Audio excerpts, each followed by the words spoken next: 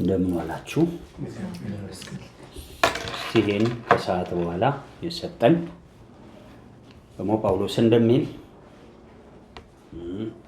ሁለተኛ ቆሮንቶስ ምዕራፍ 6 ላይ አብረን እየሰራን ቁጥር 1 እግዚአብሔርን ጸጋ በምን በከንቱ እንዳትቀበሉ እለምናለሁ። በተወደደ ሰዓት ምን አደረኩ?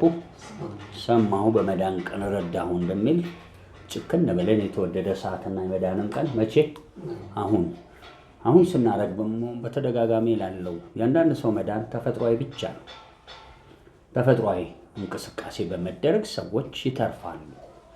ምን ማለት ነው? ለምሳሌ አንድ የራበው ሰው ወይም ልብስ ያለበሰ ሰው ልብስ ይሰጠዋል።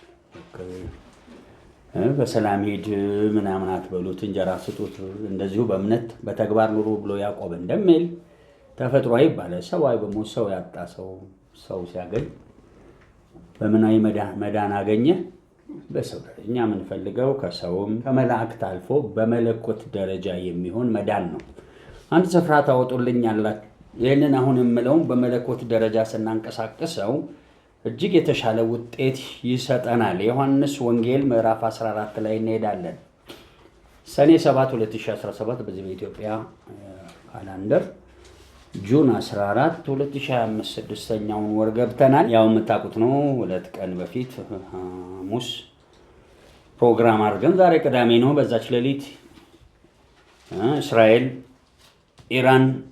የኢራንን ዋና ከተማ ብቻ ሳይሆን የኒክለር ጣቢያ ያለባቸውን ቦታዎች እና 7 ትልልቅ ኦፊሰሮች ገደሉ። በነጋታው ኢራኖች ደግሞ የራሳቸውን ድሮንና ሚሳኤል መላክ ጀመሩ። እዛ ላይ ናቸው። ለምን አነሳለው? ዓለማችን ከአንዱ ብጥብጥ ወደ ሌላው በገባች ቁጥር ምድራዊ ብጥብጥ ብዙ ጊዜ ለሰይጣን ይጠቅመዋል። ሐዋርያው ጳውሎስ ለጢሞቴዎስ ደብዳቤ ሲጽፍለት በአንደኛ ጢሞቴዎስ ላይ ስለ ሰዎች ሁሉ ምን እንዲደረግ ጸሎት፣ ልመና፣ ምልጃ፣ ምስጋና፣ እሱም እግዚአብሔርን በመምሰል ራስን በሥጋ ማስለመድ ሳይሆን እግዚአብሔርን በመምሰል በጭምትነት ምን ብለን ጸጥና ዝግ ብለን። ዓለም ሁሉ ጊዜ በጸጥታ ካለች ወንጌል ለመስበክ በራችን የኛ ክፍት ነው። ከፍተኛ እንደዚህ አይነት ውጥረቶች ሲኖሩ የኢኮኖሚ ውድቀት ያመጣል። ሰው እርስ በርሱ ይባላል። ከዛም አልፎ መንፈሳዊ ነገር ምን ይሆናል? ሰማያቱ ይጨልማሉ። እነኚህ ፍርዶች አንዳንዴ ሰይጣን ብቻ አይደለም ያመጣቸው። ከእግዚአብሔር ዘንድ ቁጣ ወርዶ በኖህ ዘመን በውሃ እንደጠፋ የሰው ልጅ አሳልፎ ይሰጣል። በየዘመናቱ ተጽፏል፣ ብሉይ ኪዳንም አዲስ ኪዳን። ስለዚህ ይሄ መጥፋት እንዳይሆን በሙሉ ጊዜ መቆም የማን ፋንታ ነው? የኛ ነው። ስለዚህ በዛ መሃል ዛሬ አንድ የመዳን ቃል እግዚአብሔር እንዳሳየኝ ለኔም ለእናንተም አብረው ለሚገኙ በቅዱሳን ስም ለሚገኙና ለአሕዛብ ሁሉ ይሄ መድኃኒት እንዲንቀሳቀስ ልንጸልይ ነው። ቃሉ ጋር እንሂድ። ዛሬ የትምህርት ጊዜ ነው። እረኛዬ ተልእኮች በሚል ትምህርት አለን ያልተጠናቀቀ። እንግዲህ እግዚአብሔር አፌን እንድከፍት እንደፈቀደ መጠን ወደዛ መሄድ አይቀርም። ላነብ ነው። ዮሐንስ ወንጌል ምዕራፍ 14 አንድ ቃል ብቻ ነው ማለት፣ ሁሉንም አላነብም። ያው 14 ከ1 ጀምሮ የታወቀ ታሪክ አለ። ለምን ኢየሱስ ይሄዳል የሚል አዋጅ ባመጣ መሃል ስለ ራሱ የተናገረውን ነው መፈለገው። ላንብብ። ቁጥር 30 ጋር ትሄዳላችሁ። ከእንግዲህ ወዲህ ከእናንተ ጋር ብዙ አልናገርም ከደቀ መዛሙርቶቹ ጋር፣ የዚህ ዓለም ገዢ ይመጣልና። ምን ሊሰራ ነው የሚመጣው? ያኔ በምድረ በዳ በመንፈስ ተመርቶ ሄደ መጣ። በመሆንም ምን አለ? ምን ሊሰራ ነው ሰይጣን የሚመጣው? ብዙ ቦታዎች ላይ ተጽፏል። ትንቢተ ዘካርያስ ምዕራፍ 3 ላይ እንዲህ ይላል። ድፋም ልብስ የለበሰ ኢያሱ የሚባል ሰው በማን ፊት? በመልአኩ ፊት ቆሞ በስተቀኝ ምን ሰይጣን ቆሞ ምን ያደርገው ነበር? ይከሰው ነበር። ሰይጣን የመጀመሪያ ሔዋንን ከማሳት ጀምሮ ዓለማችን ላይ ዛሬም የሐሰት አባት፣ የውሸት አባት፣ ነፍሰ ገዳይ ወይም ከሳሽና ምን አሰናካይ ሰይጣንና ዲያብሎስ በሚል አለ። መጽሐፍቱ እኮ የለም ግን አለ፣ ወደፊት ይጠፋል ይላል። አንዳንዴ ይህን መረዳት ይፈልጋል። በስሪ ዳይሜንሽን በሉት በፎርት ዳይሜንሽን ወደ መልእክቴ ነው የሚሄደው። ግን ትምህርት ክርስቲያን ጥሩ ሆኖ ያስፈልገዋል። ዳግም የተወለደበት ማንነቱን ከሚያውቀው ሌላ ስለ ሴጣንም በተገባ መልኩ ማወቅ ይፈልጋል። ዛሬ የምፈልጋት እንግዲህ እንደዚህ ያህል ስነ መለኮቱ ዓለም ውስጥ ገብቶ መማር ይፈልጋል። የምፈልጋት ለዛሬ በሀገራችንና በዓለማችን ላይ የምፈልገው የዚህ ዓለም ገዢ ወደኛ ሲመጣ ምን ይላል? ለማን መጣ? ለኢየሱስ መጥቷል። የዚህ ዓለም ገዢ ዛሬም አለ ዓለማችን ላይ የተፈረደበት፣ ኢየሱስ ያስፈረደበት። በትንቢተ ዘካርያስ ላይ ኢያሱና ዘሩባቤል ምናምን የሚከሳቸው መብት ስለነበረው በዘሩባቤል ፊት ተራራ ቆሟል፣ ኢያሱ ፊት ይከሰዋል። ተራራው ካልተነሳ ክሱን ካልተወገደ የእግዚአብሔር ቤት ይሰራል? አይሰራም። ለዚህ ሐጌና ዘካርያስ ተነስተው 2 የወይራ ዛፎች ማስተሰሪያና ምን እያረጉ ስራው ተፈጸመ። አሁን ምንፈልገው እኛን ዘመን የነገሌ ነው ወሬኛ ምንፈልገው እኛ ወሬኛ ክርስቲያንም አንፈልግ። ወሬ ሳይሆን በስነ ስርዓት የእግዚአብሔርን አደራ ተሸክሞ የሚሄድ ሕፃን ተወልዶልናል፣ ወንድ ልጅ ተሰጥቶናል። ምን አለቅነቱ በምን ላይ ነው? ጫንቃ የምታውቁት ነው፣ መሸከሚያ ነው። አንዳንዴ በየቤተሰቡ ጥሩ አባት ወይም አንዳንዴ ጥሩ ሚስቶች ቤተሰቡን ውጭ ሄደው ደክመው ተሸክመው ሰርተው ማለት ነው በተለያየ ነገር ቤቱን ምን ይላሉ? ልብስ በመግዛት የቤት ኪራይ በመክፈል ምግብ ከዛስ በማዝናናት ይሸከማል። ያ ቤተሰብ ተሸካሚ ሳይኖረው መኖር አይችል፣ ይዘጋል ያ ቤት። ዓለማችን እግዚአብሔር በልጁ በኩል በቤተ ክርስቲያን አማካኝነት ነው የሚሸከመው። ለዚህም ነው ቤተ ክርስቲያን ሁልጊዜ ሳታክት እንድትጸልይ እንድትማለድና ዓለምን እንድትሸከም ትጠየቃለች። ዛሬ የሰማናቸው አሁን ተራ ከበሽታ ከጦርነት ከረሃብ አሁን እኔ የሚታየው ብቻውን ያመኛል። ኢየሱስ ወደዚህ ዓለም እኮ ከማይታየው መጥቶ በጣም ስለሚታየው አላወራም። በቃ የዘመኑ ክርስትና የቸገረን ስጋዊ ነው። ለዚህ ዓለም መልክ የሆነ ስጋዊ አገልግሎት ኢየሱስ ስጋዊ አገልግሎቶችን ለምልክት ነው ያደረጋቸው። አብሶ እዚሁ ዓለም ላይ ወደሚቀጥለው ዓለም ውስጥ ሲገባ እኛን ይዞን ገባ ነው የሚለው መጽሐፍ ቅዱስ እንጂ እሱ የገባበት ገብተን መናገር ሲገባል እሱ እዚህ ምድር ላይ ሲኖር የነበረውን ስብከት ነው የምንሰብከው። ይሄ ደግሞ ከፍተኛ የቸርች ውድቀት። እኔና እናንተ አንተና እኔ 2 3 እስኪ ቆም እንበልና በራዩ ዓለም የእግዚአብሔርን ሐሳብ እንያዝ። እስቲ አሜን። ሌላ ሰው አታወዳ ራስ ያው እንደኔ መጽሐፍ ቅዱስ ላይ ያው ኢየሱስም ኦልሞስት ስድብ ነው። አንተ ግብስ በአይን ያለውን ምን አውጣ መሰሶ ብሎ ይናገር። ስለዚህ ሁሉ ጊዜ አንድ ሰው መጀመሪያ ራሱን ጠለቅ አድርጎ አይቶ እኔ እንዴት ነኝ? የኔ ከሳሽ ቢመጣ አሰናካዬ ቢመጣ ወይም ሊቃወመኝ ጠላት ቢመጣ ከጽዮን የኃይል በትር ልኬልሃል፣ በጠላት ማን በለ ግዛ ተብሎ አዲሱ ኪዳን የመግዣ ስልጣን ተሰጥቶ ሳለ ምን ያህል ተቃዋሚያችን ይበረታል። ይሄ መጣ የተባለው። ስለዚህ ዛሬን ነው የምፈልገው ይብላችሁ። የዛሬ 2000 ዓመት ኢየሱስ ያሳለፈው ምናምን ሳይሆን አሁን ወደ አየሁት መልእክቶች ለመድረስ እዚህ ቦታ ላይ ምንድነው የተፈጸመው? ባጭር ምዕራፍ 14 ላይ በጣም ታወኩ ይላል። ሲታወቁ እረፍት የላቸውም። ሲታወቁ ያው የምታውቁ ሕፃናት ስለነበሩ አንዳንዴም ያዝናሉ፣ አንዳንዴ ዛሬ የምፈልገው አቅም የላቸው። የእግዚአብሔር ክንዶይ ምን በል አቅም የሌለው ክርስትና ውስጥ ካለን በእርግጠኝነት ጠላትህ በቀኝ ነው። ኢያሱን በቀኝ ቆሞ ከሶ እንዳይሻገር ዘሩባቤልም ደግሞ ከፊቱ ምን ሆኖ ቆሞ ተራራ ሆኖ ቆሞ ይቀጥላል። በብዙ መልኩ ጠላት ይቆማል። እዛች ጋር ነው የምንቆይበት ምክንያት አሁን በዚህ ሰዓት ጠላትህ እንዲወድቅ ነው። ለምን?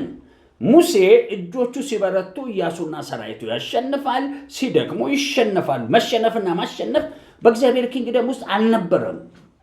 በሰዎች ድካም ወይም በተቀቡ ሰዎች ድካም የሚገለጥ ነው። ኢየሱስ ክርስቶስ ስለኛ ኃጢአት ሊሆን መጣ እንጂ እሱ በተገለጠበት ዘመን ስለኛ ቆሰለ፣ ስለኛ ደህየ እንጂ በሱነቱ አንዳች እንዳላጣ ይናገራል። የምትበሉት አጣችሁ አላቸው። ወይም አንዳች ምን አሉት አለ። አሁን ኮሮጆ ያዙ፣ ምን ያዝበሙ ያላችሁን ልብስ ሲያጣችሁ ምን ግዙ? ሰይፍ አለ። ይሄ በሞ ሰይፍ ግዙ ይላል። እንደ መንፈሳዊ ሆኖ እሱ ራሱ አሁን በተጠየቅ ፈጠጥ ነው። ትምህርትም ላርገው ፈጠጥ ነው። በቤተክርስቲያን ፈጠጥ ነው። ሰይፍ ጠመንጃ መያዝ፣ ኧረ በኢየሱስ ስም ጌታ ይገስጸው። የሰይጣን መንፈስ ኢየሱስ ለምን ያዙ አለ። መመለስ ካልቻልክ አንተ ሳታቅ ነው የምታወራው። ከዛ ያዙ በሞት ጆሮ ሲቆርጥ ምን ያለው ወደ ሰገባ ምን በል መልሳለሁ በሙ እንደገና ይቀረናቸው። ደቀ መዛሙርቶች እኮ ደንበኛ ዝንጀሮ ነው የሆኑት። የቱን ብሎ የሊቀ ካህኑን ጆሮ ቆረጠ። ድል አደረኩ ብሎ ነበር ማን ጴጥሮስ። ከዛ ደግሞ ሌላ በጣም ውሰብሰብ ሰይፍ የሚመዝ በሰይፍ ይጠፋል ብሎ ሌላ እንደገና አዲስ መረዳት ሰው ሁሉ ግራ የሚያጋባ። ስለዚህ በአዲስ ኪዳን ሰይፍ መምዘዝ የለም። አንድ ብዙ ትምህርት አለ አደገኛ። ሁለት ቀኝን ሲመታ ምንን ሰጥ የቀጠማት ናቸው። ይኸውላችሁ እኛ የቆየሁት አሁን በደረስኩበት ደረጃ እንድትረዱ ነው የምፈልገው። አትሊስት ደግሞ ባዶ ሆኛለሁ። ለምን እኔም መገለጥ እፈልጋለሁ። የቃሉ መረዳት መጽሐፍ ቅዱስ ላይ የመጽሐፍቱ መረዳት እንድንይዝ ይፈልጋል። ታዲያ እንደ ጣዖት አይደለም የምናነበው። የነሐሱን እባብ ሙሴ ሰቀለ፣ ተሸክሞት ይዞ ዘመናት አንድ ንጉሥ በዘመን መሃል መጥቶ ነው ያቃጠለ። አንተ ከዚህ ከቤተ መቅደስ ሕያው ሕጉ እንጂ ምኑ አይደለም፣ ልምምድ አይደለም። በነሐስ በተሰቀለ የተፈወሰ እንደ በዓለትም ነጥቶ እኮ ውሃ ወርዷል። ሁልጊዜ ውሃ ወረደ። ልምምድ ይሻራል፣ ትንቢትም ይሻራል ይላል። እንደውም እውቀትም ይሻራል። የሙሴ ሕግ ተሽሮ አዲስ እውቀት መጥቷል። ከዛ ማይሻረው ምንድን ነው? በቃ መረዳት ይፈልጋል። ነገሮች ያድጋሉ። እኔ ወደዛ ከመሄዴ በፊት የምፈልገው ክንዶቻችን ለምን ይደግማሉ? ደካማ ክንድ አሁን የምንሰማቸው የዚህ ዓለም የጥፋት አየር 2025 በመለኮቱ ዓለም እንድናስቆም ወደ ውስጥ ስገባን የምፈልገው ያንን ነው። ለምን ኢየሱስ ምልክት ያደረገው ወደማይታየው ገብቶ ከማይታየው ጋር ተያይዞ ለዘላለም ደህንነት ህይወት እንድናገኝ። ወደ ውስጠኛው ስንገባ ኢየሱስ የዚህ ዓለም ገዢ አስፈረደበት ይላል። ማዕረጉን ቆርጦ በአደባባይ አዋረደው ይላል። ሄዶ በማን ቀኝ? በአብ ቀኝ ከጽዮን የኃይል በትር ልኮልህ ግዛ ብሎ ተሰጥቷል። እንዳትገዛ ግን ምንድን ነው የሚያሰናክለን? እዛች ጋር ነው የምቆየው። ያየሁትን ምን መጀመሪያ ምን አየሁ?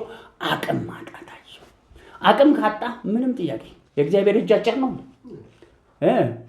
ተደክማለች እንደ እጁ አደግም። ሳሙኤል ክርስትና ውስጥ ወይ አለማወቅ አለብህ ወይም በደም ጸጋ እንዳትቀበል ከእግዚአብሔር ጋር ጠበቅ ያልክ አይደለም፣ ወይም ደግሞ በአገልግሎቱ በመንፈሳዊ ህይወት ኑሮ ደካማ ነህ። እግዚአብሔር የሚያዝንበት የሚመረርበት የሚቆጣበት አለ።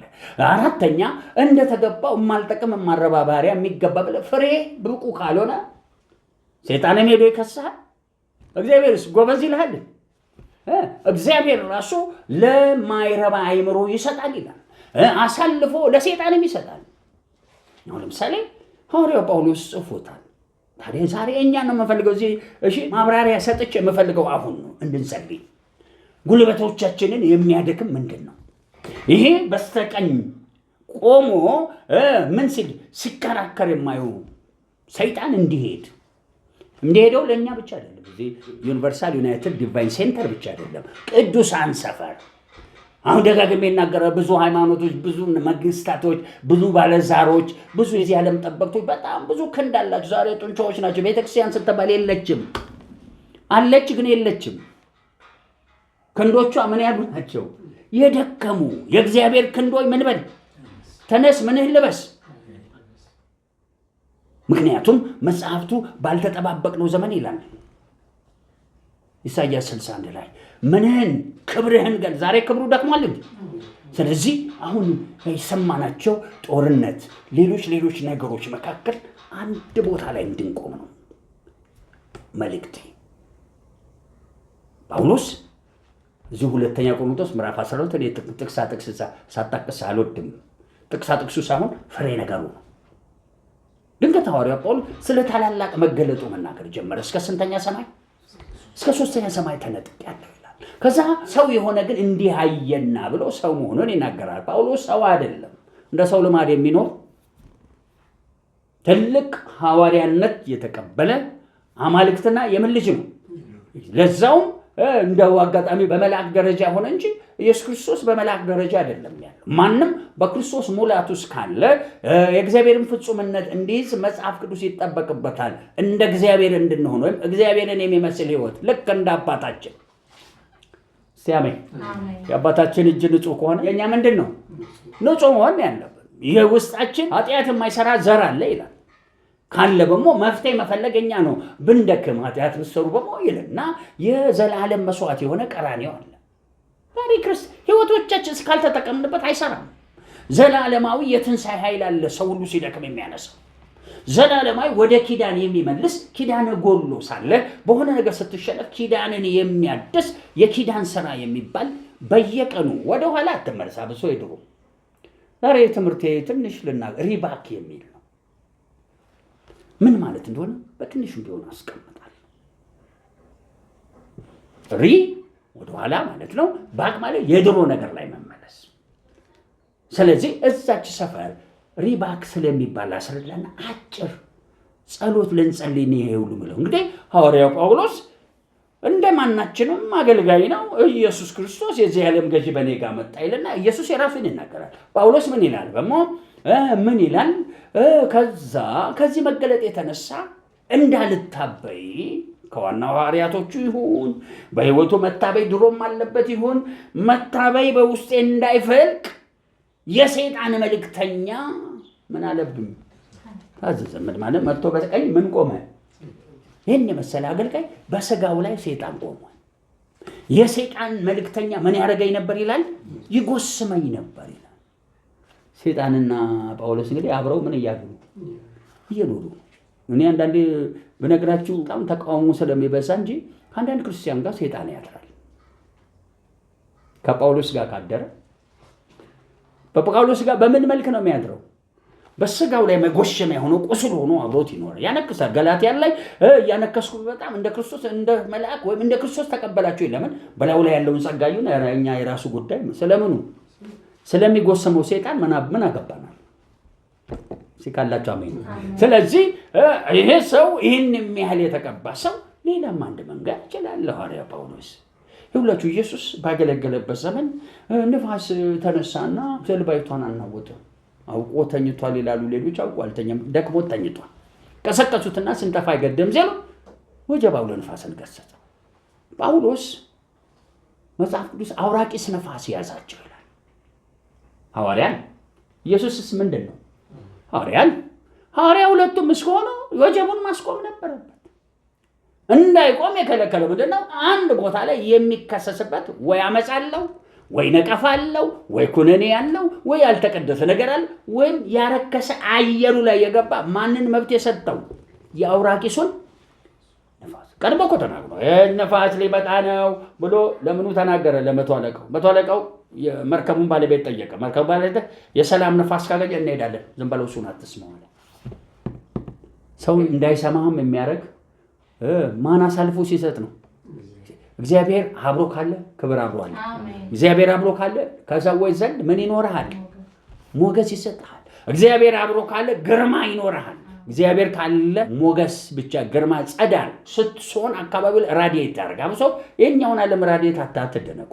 እዛኛው ዓለም ኢየሱስን አውቃለሁ፣ ጳውሎስን አውቃለሁ። እናንተ ማናችሁ? የሆነ ላዩ ላይ የሚያንጸባርቅ ክብር በማን ላይ አለ? በጳውሎስ ላይ ነበር።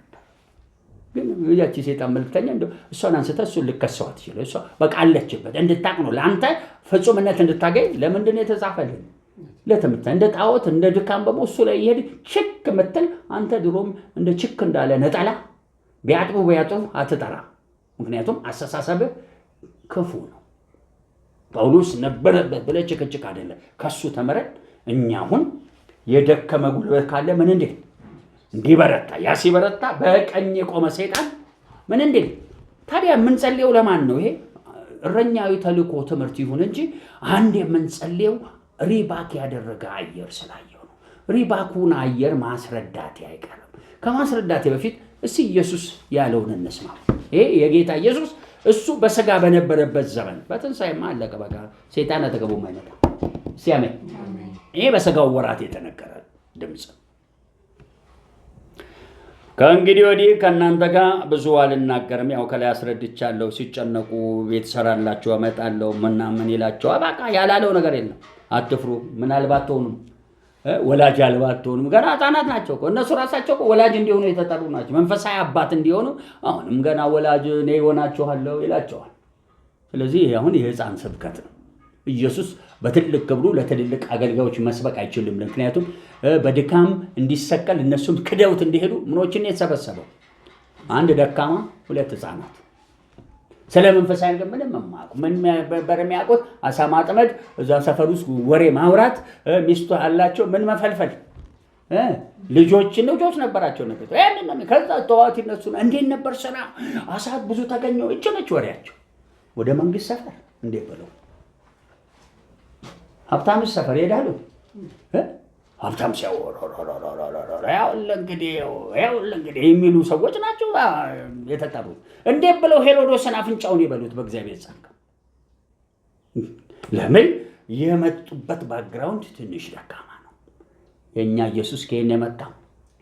ከላይ። በምድር ግን አልኖረም እንደማንም ሰው ኖሯል። ዮሴፍ ምንም የዳዊት ዘር ኖረው እንጂ ስራው ምን ነበር? ዮሴፍ አናጤ ነው። መለስተኛ ገቢ በሉት አነስተኛ ስንት ገቢ ምን አንዳንዱ ያጋነናል። ዮሴፍ እኮ ሀብታም ነበር ታው እንጂ። አንዳንዱ ደግሞ ጳውሎስ 2 መርከብ ነበረው፣ በጣም ከፍተኛ ነጋዴ ነው። እንደዚህ አይነት ሰባኪዎች ውሸታሞች ናቸው። ጳውሎስ 2 መርከብ የለው። ጳውሎስ አልፎ አልፎ ይሰራል። አልፎ ለምሳሌ እሱም ስራው ችሎታው ደስ አይልም። ምን ሰፊ ነው? ድንኳን ሰፊ ስንት ተራቀቀ ስራ እያለ ድንኳን ሰፊ። ይህ ፈሪሳዊ ወጣት ዘመኑ ምን አይነት ነው? አታድንቅለት። ድንኳን ሰፊ ነው ምናምን ብለህ አትንገረን። ኢየሱስም ለሰው ልጆች ሁሉ ዝቅ ብሎ ስለመጣ አጋጣሚ ለምን እንደሆነ አናውቅም። አባቱ አናጤ ስለነበረ ምን ነበረ? አናጤ ነበር። እንደው እዛች ጋር ቁጭ ብሎ በሚስማር መዶሻ ድሮ ይኖር ይሁን በእንጨት ይሁን በእንትን ይሁን ይቀጥል። ከዛስ መላጊያ እርግጠኛ የለም። ያኛውን የምናውቀው የዚህ ዘመንን መሳሪያ ነው። በዛ ዘመን ፈኒ መሳሪያ እሱን ይዞ በደንብ ይሰራል። እርግጠኛ ነኝ ልክ ሲፈልግ ጸጋ ማንቀሳቀስ ይችላል። በዛ ሰዓት ጸጋ ሰው ሳብልኝ ምን እንዲገዛልኝ። ወገኖች አዲስ ኪዳን አልተገለጠም። እስቲ አሜን። በሕጉ ስር ነው የሚኖረው። ከይሁዳ ዘር ነው። ሕጉን በትክክል ፈጽሞ እየጸለየ እሱ እንደማንም እርግማን እስራኤልን ይዟል። ከሮማ መንግስት ስር ይገዛል አይገዛም? ይገዛ ነበር። ገና እርግማን ላይ አሁን ተገዛ አላልኩም። አሁን ችግሩ እኮ እሱ የተገዛ ነው፣ አንተም ተገዛለህ ሄደ። እኔ እኮ ለዚህ ነው ክርስትና እኮ ተበላሽቶ ስላለ እንደገና ማደስ ይፈልጋል። ኢየሱስ እናትና አባቱን ምን ይል ነበር? ይታዘዝ ነበር። በሕጉ መሰረት ይኖር። ለምን አላጋቡትም? ትንሽ ዓመት አይደለም ስንት ዓመት? 30 ዓመት አላጋቡትም። ለምን እንዳላጋቡትም አልተጻፈም። እርግጠኛ አይሁዶች በጊዜ ነው የሚያገቡት። እምቢ እያላቸው ነው የሚያገባስ ነው። ብዙ በስጋም ምኖች ይወልዳል የልዑል ልጆች። ምክንያቱም ዘሩ ከምድር ከሰማይ ነው። ግን እናውቃለን አናጢ ሆኖ ናዝራዊ ስለነበረ ማርያምም እርግጠኛ እግዚአብሔር ተናግሯታል። ስለዚህ ይሄ ሰው ለብዙ እስራኤሎች መገለጥ ልባቸውን ለመግለጥ አንቺን በሞ ምን ያልፍብሻል። ስለዚህ የወለደችው ልጅ ምናዊ እንደሆነ ታውቃለች። መንፈሳዊ እንጂ እንደነ ጴጥሮስ አንተን ጋጋቴን ይዘህ እንደምትመጣብን ጋጋቴውን ይዞ አይመጣም ኢየሱስ። ቀልዴን አይደለም። ጋጋቴ በጣም ቅዱሳን ሰፈር የምንቸገረው ነገር። ቁልጭ በሉ ጥርት ማለት ምኞቶቻችን ምናዊ ሆኑ ነው የሚሉት። ሰማያዊ ለምኑ ኢየሱስ ክርስቶስ አናጢ ሆኖ ለ30 ዓመት እንደ ሕጉ ኖሯል፣ እንደ አይሁድ ኖሯል። የእስራኤሎች እርግማን የነበረው አልተከተለው። አይ ልዩ ነው። ወፍ ጭቃ ሲሰራ ብላ ትበራለች። ነገረኛ ጠረጴዛ ሳይሰራ ሊያገኝ ነው። 30 ዓመት ድረስ ከሴት ተወልዶ ከምን በታች ነው አለቀ። ሌላ አንተን ታታብራልን። ልዋረድልህ ስለመጣ ማመን ከከበረ ወዲህ ግን አንተን እንድትከብር ነበር ያመጣ። አንተ ግን እንደማን መሆን ፈለግ? እንደ ኢየሱስ መዋር። ስለዚህ ጳውሎስ ምን ይሰፋ ነበር? ድንኳን። እነ ጴጥሮስ እንኳን አልተመለሱ። ሊመለሱ ይችሉ ነበር። ድህነት መጥቶባቸው በመላው ዓለም ረሃብ አምጥቶ ነበር ሴጣን። ወይም ዓለም ተሰልፋ ተስጣ ሴጣን ረሃብ አምጥቶ ነበር በሆነ የነገስታት ዘመን። ስለዚህ ቤተክርስቲያን ተርባ ነበር። አሁን በፊት ለፊታችን ይሄ የእስራኤልና የኢራን ጦርነት እየከፋ ከሄደ ኦልሬዲ ቤንዚን ጨምሯል። $7 ነው ምናምን ጨምሯል እዛ። ለምን? አካባቢው በሙሉ ስለሚረበሽ ቤንዚን እየወጣ ወደ ገበያ አይሄድም። ኢትዮጵያ ባለፈው 10 አሁን ቀጥሎ 12 ብር ጨምሯል። እርግጠኛ ነኝ አሁን 30-40 ብር ሊጨምር ይችላል። ቤንዚን ትንሽ ቆይቶ 300 ብር ይሆናል። መርዶ በደንብ ስሙ። እምነት ከሌለ አሁን የምትኖርበት ዘመን አይደለም።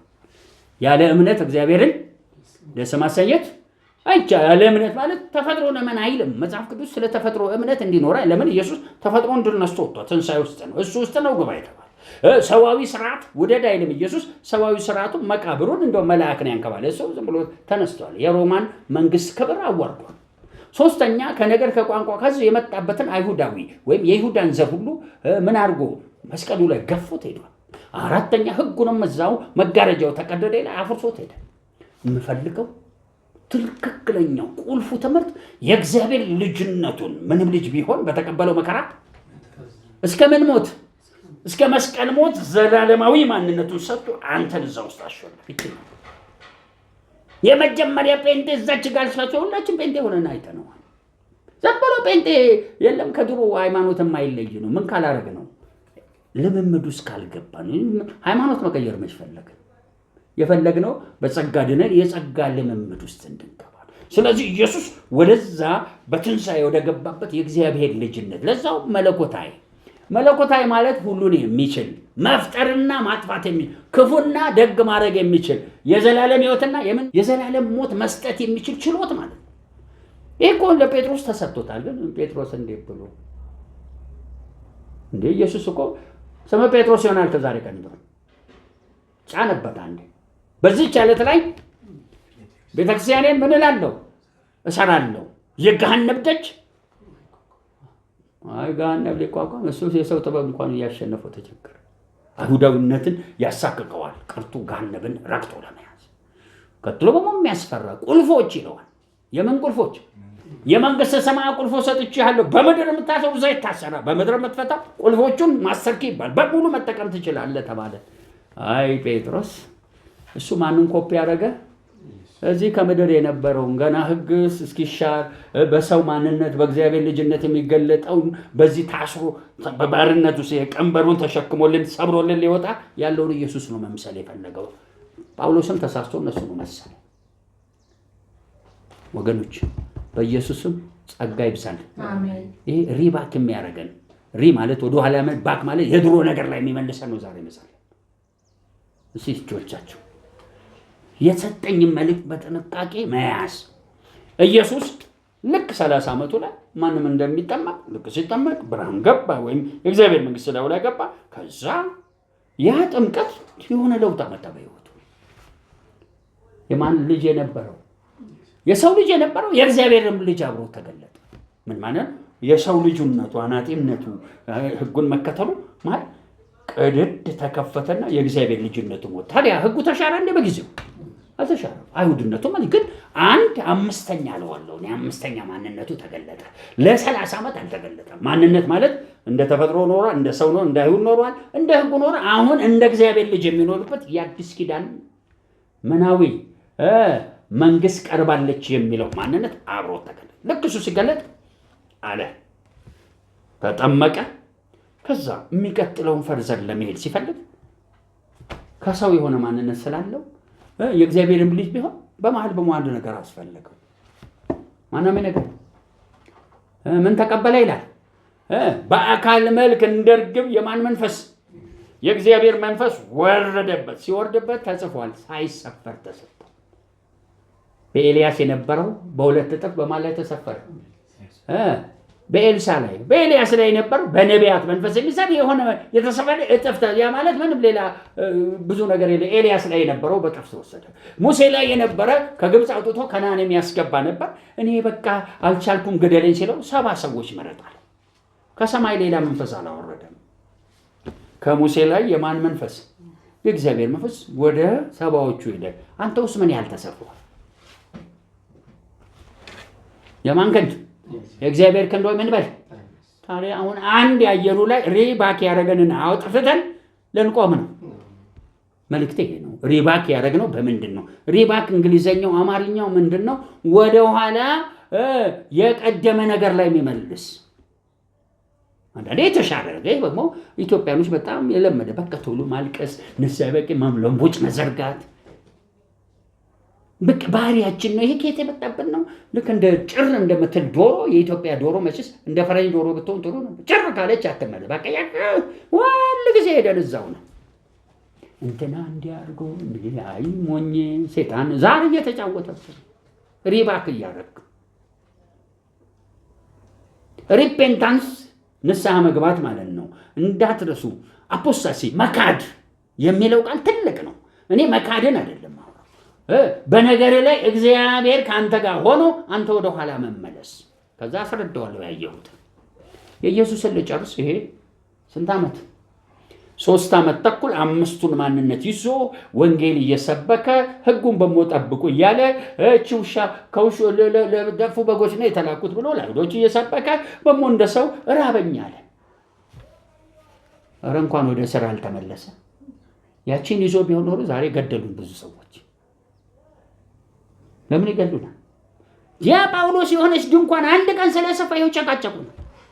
ደረጀ ከበደ ከአሜሪካ ጋር መጣ። እኛ ትልቅ የአምልኮ ፕሮግራም ይከፍታል። ጴንጤ አገልጋይ ሁሉ ወደ ስራ ይገባ። እሱ ስለገባ እኛ እንድንገባ ነው እንደሚፈልግ። ወደ ስራ ሁሉም ስራ የፈታ ነው በሙሉ።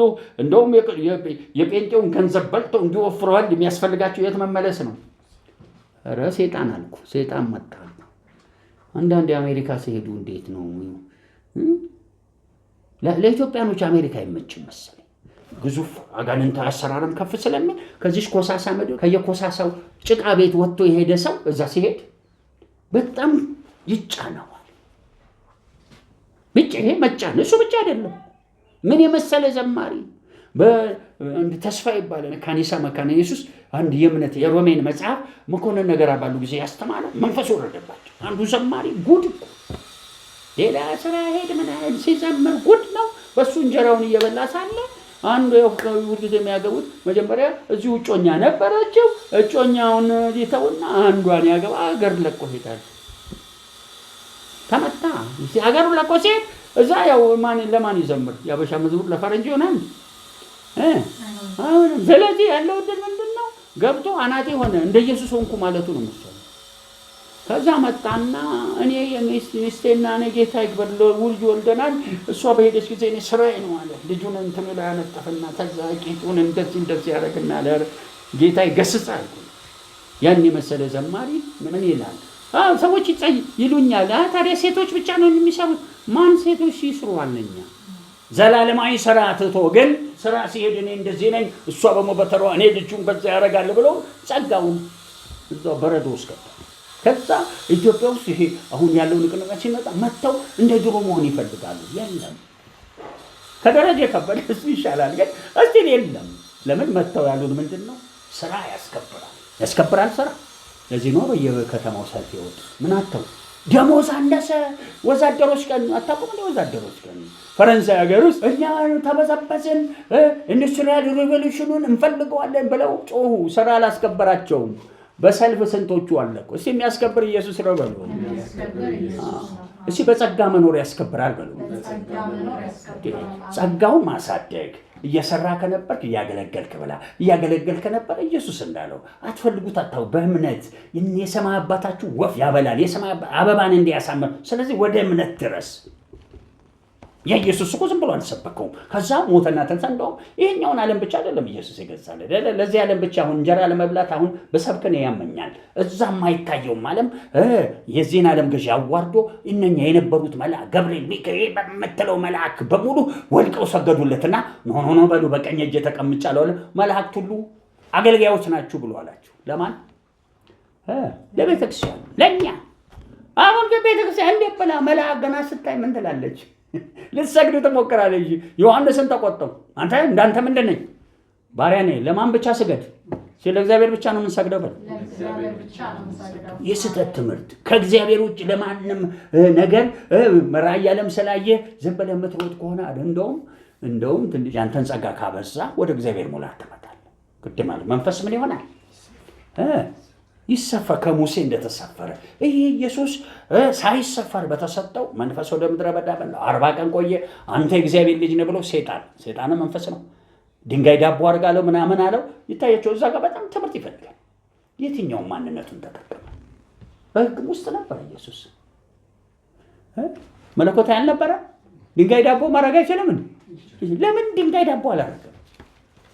ማድረግ ይችላል። አንተ እግዚአብሔር ላይ ድንጋይ ዳቦ አድርጋለሁ ሲል ባዶነቱን ነው የሚያሳየው። ለምን እኔ ሳልሆን በእግዚአብሔር መንፈስ የሚለኝን እየኖርኩ ለእናንተ ተዋርጄ ከከፈልኩ ወዲህ በማን ቀኝ ስቀመጥ? በአብ ቀኝ ሲቀመጥ ወረዳ። አንተ የምታሳድደኝ እኔ የናዝሬቱ ኢየሱስ ተንቀጠቀጠ። ከእንግዲህ ወዲህ በተቃወም በአንተ ይብስባል። የምን መውጊያ አለኝ ነው የሚለው። እስኪ ኢየሱስ የመውጊያ ብረት አለው በሉ። ሊከፍል የመጣበትን ርዕስ እዚህ አምጥተህ አታውራለን፣ አንፈልግ። ከተነሳ በቀኝ ከተቀመጠበት ክብር ጋር ራስን አጣብቅ። ስለ ከሳሽ ነው ማለት። እስኪ ከሳስና አሰናካይ ወድቋል በሉ። ተቃዋሚ ተረግጧል በሉ። እዛ ጋር አሁን ዓለም ያለችበትን ችግር እንዲነሳል ሪባክ ምንድን ነው ሪባክ? ወደ ቀደመው ምን መሆን? መመለስን ማስወገድ። እንግዲህ ወደ ቀደመው መመለስ እንደው አፌ ላይ ተቀምጦ በደንብ ካላበራራው መነሳት ይነሳል። እስቲ አሜን። ወደ ቀደመው መመለስ በምን ይመጣል? ኢየሱስ እየተፋጠጠ መጣ ወደ መከራው። ፊቱን ወደ የት አቀና? ወደ ኢየሩሳሌም። ከዛ ከፊታቸው ይቀድም ነበር፣ ይደነግጥ ነበር፣ አጣጥሮ ይጸልይ ነበረ። አቤቱ ከዚህ ሰዓት ምን በለኝ አደረኝ። አረበክ ለዚህ ሰዓት ነው የመጣሁት ይላል ሲጸልይ። ፈቃድ ቢሆን ከን ይታያቸዋል። ሁለት ማንነቶች ምን ይሉ ነበር? እሱ ውስጥ ይተጋገሉት ነበር። አሁን ችግሩ እንዲህ አይደለም የተማርነው እኛ በጭፍን ነው። ኢየሱስ ይባል በጭፍን።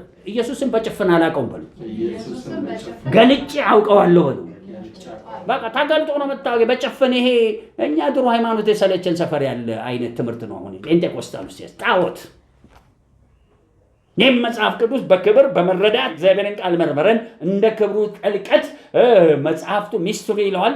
ወደ ታላላቅ የመገለጥ ሚስትሪ ውስጥ ሐዋርያቶችን እንዳስገ ወደዛ መግባት ነበረብን። አንዳንዶቻችን ተሰሙት ዳና ሰንበቱ። ማን ነው እግዚአብሔር ከኛ ጋር ሆነ ሰው ምን ያደርገናል? በዛውም ሰው ይሄ ሞረቴ በሞተው የትም አይደርስም። የጴንጤ ሟርተኛ ለምን አዲስ ፍጥረት ሆኗል። እንዳንተ ጸጋ ተቀብሏል። ካባ አለው፣ ኪዳን አለው፣ ጥሪ አለው፣ መመረጥ አለው፣ መጽደቅ አለው፣ መክበር አለው። የከበረ ከከበረ ጋር እንግዲህ ሊፋጠጥ ነው። በለዓም በእግዚአብሔር ኃይል ሆኖ ከማን ጋር ሊፋጠጥ ፈለገ? ከሙሴ ጋር። እግዚአብሔር ገና ከመንገዱ ሰይፍ ይዞ ጠበቀው። ይሄን እርግጠኛ የሙሴ መልአክ ነው መጥቶ ማን ፊት የቆመው? በለዓም ፊት። እንዴት ብሎ ደፍሮ ሙሴን ይገስጻል? እስኪ በሙሴ የተሰፈረው ወሰን የለውም በሉ። ለፈርዖን ምኑ ነው? አምላኩ ነው። በፈርዖን ላይ አምላክ አድርጌሃለሁ። ልክ አፉ ሲወጣ እኮ የአምላክነት ክብር ፈርዖንን ከዛ ምድረ በዳውን ስለማቋረጥ እንደምንድን ነው የሚያቋርጠው? ሙሴ እንደ አምላክ የተሰፈር ለዛ ለነበረው አደራ የዘላለም ሕይወት የሚሰጥ አየር አላልኩም። እማወራው ከዚህ ዓለም ጋር በተገናኘ ነገር ሙሴ የተሰፈረለት ቅባት፣ ቀይ ባህርን መክፈል፣ ምድረ በዳውን መናማ ማይችለው ምን አለ ሙሴ ላይ? ከፀሐይ በታች ለሆነው የዘላለም ሕይወት ግን ለመስጠት ሙሴ አይችልም። ከኔ በኋላ የሚነሳ ምን አለ አለ። በጊዜው ነብይ አለ፣ እሱንም አይሰማ የማን ቁጣ? ያ የመጣው ኢየሱስ የምን ሕይወት ሰጪ ነው? ታቻው ልዩነት ሁሉም ጋር መንፈስ ይሰፋል። የመንፈሱ መሰፋል በሕጉ ዘመን እንደ ሕጉ ሙላት ኢየሱስ ሲመጣ ግን እግዚአብሔራዊነት ነው የተሰጠ። መንፈሱም እግዚአብሔራዊ ሄዶ የተጠመቀበትን የእግዚአብሔር መንግስት እግዚአብሔር ራሱም እግዚአብሔራዊ ግን ለኛ እስኪጨርስ ሰው የሆነ ማንነት አብሮት ነበር። ምን አይነት ሰው ሲባል ደግሞ ተፈጥሯዊ ሰው፣ ሰው የሆነ ሰው፣ አይሁዳዊነት ያለው ሰው፣ በሕግ ስር የነበረ ሰው። አክቹዋሊ ሕግ ስታጠና ከፀሐይ በታች ላለው አማልክትና የልዑል ልጅ ነው የተጽፏል። እነዚህ ነገሮች በጊዜው ቦታ እኔ የምፈልገው መልእክት ሪባክ የሚባለው መንፈስ ለመምታት ኢየሱስ እነኝህን ህፃናቶች አላለና በቃ ከዛ አሁን ጀምሮ በቃ ከእናንተ ጋር ንግግር ላቆም ነው አለ። ወደ የትኛው ሊገባ ነው? ሲከፍ ወዳለው በሉ በቃ እናንተ ባቻው አለ። ከዛ በኋላ እንዲህ አለ፣ አሁን የዚህ ዓለም ገዢ ይመጣል። ዳይ ደክሞም እንደ ሰይጣን እዛ ሲፈትነው ምድረ በዳ ቆየ። ለጊዜው ተወና በየሰው ውስጥ እየሆነ እየመጣ አስቸገረው። ከዛ ይኸው እየተጓዘ እስከ ደምና ይሄ ሁሉ ፈተና አሁንም መጨረሻ መጣ። አብረናል ከመጣ ወዲህ ኢየሱስ ሪባክ አያረግም በሉ። ኢየሱስ ሪባክ አያረግም። አሜን። ወደ ቀደመው ምን አይልም አይመለስም። ወደ ቀደመው ስለመመለስ ነው መልእክቴ። እቺ ነች። ክንዳችንን አድክመው ሰይጣን እንዲቆምና ዓለማችን ላይ አሁን የምናያቸው ነገሮች እየከፉ እንዲሄዱ ወደ ኋላ እንድንቀር ያደረገን ያሰበ ሰይጣን አለ። እናንተ ወደ ምን ወስዶ ነው? ወደ ቀደመው በመመለስ ከዛ መሃል አንዳንዱን አነሳለሁ። ብዙ አይነት ይኖራል። ሁሉንም ነው የምንጠርገው። ላምበብ እንግዲህ ወዲህ ከእናንተ ጋር ብዙ አልነጋገርም። የዚህ ዓለም ገዢ ይመጣልና በእኔ ላይ አንዳች የለው። ያው አሜሪካኖቹ ወይም እንግሊዝኛ ትራንስሌሽኖች ወደ 15 አሉ። እዚህ አዲሱም ትርጉም አንብቤዋለሁ። አዲሱ ትርጉም ብላል አቀማመጣቸው እየተለያየ ሆኖ ግን አንድ ፍሬ ነገር ነው ያለው። እንግሊዝኛው ደስ he has no case against me ይላል። በእኔ ላይ ምን የለውም? ክስ የለው። አሁን የምፈልገው ኢየሱስ ላይ ክስ ብቻ አይደለም፣ መሰናክል የለው። ምን ማለት ነው? በነበሩት የተፈጥሮ እስከ መለኮት ባሉ ትእዛዛቶች ዙሪያ ማንን ማሰናከል አይችልም። እያንዳንዱ ስለሚያውቅ ድንጋይ ዳቦ አርግ ሲለው ይመልሳል። በየቦታው ሊከሱት አተፍትፈው መከራ ሊያበዙበት ሲሞክሩ አይሳሳትም። ግን ከምን በታች እየኖረ ህይወት ነው ያለው? እግዚአብሔር ሆኖ ከእግዚአብሔር በታች መንፈሱን እየሰማ ከህግ ስር ሆኖ ህጉ ተጽፏል የሙሴ ከህጉ ስር ህጉን በመጠበቅ እንደ አይሁድ በሞ አይሁዳዊ ሆኖ ያችን ለቡችሎች አልሰጥም አለ፣ ውሻ አልሰጥም አለ። ኧረ ቡችሎቹም ይበላሉ አለ።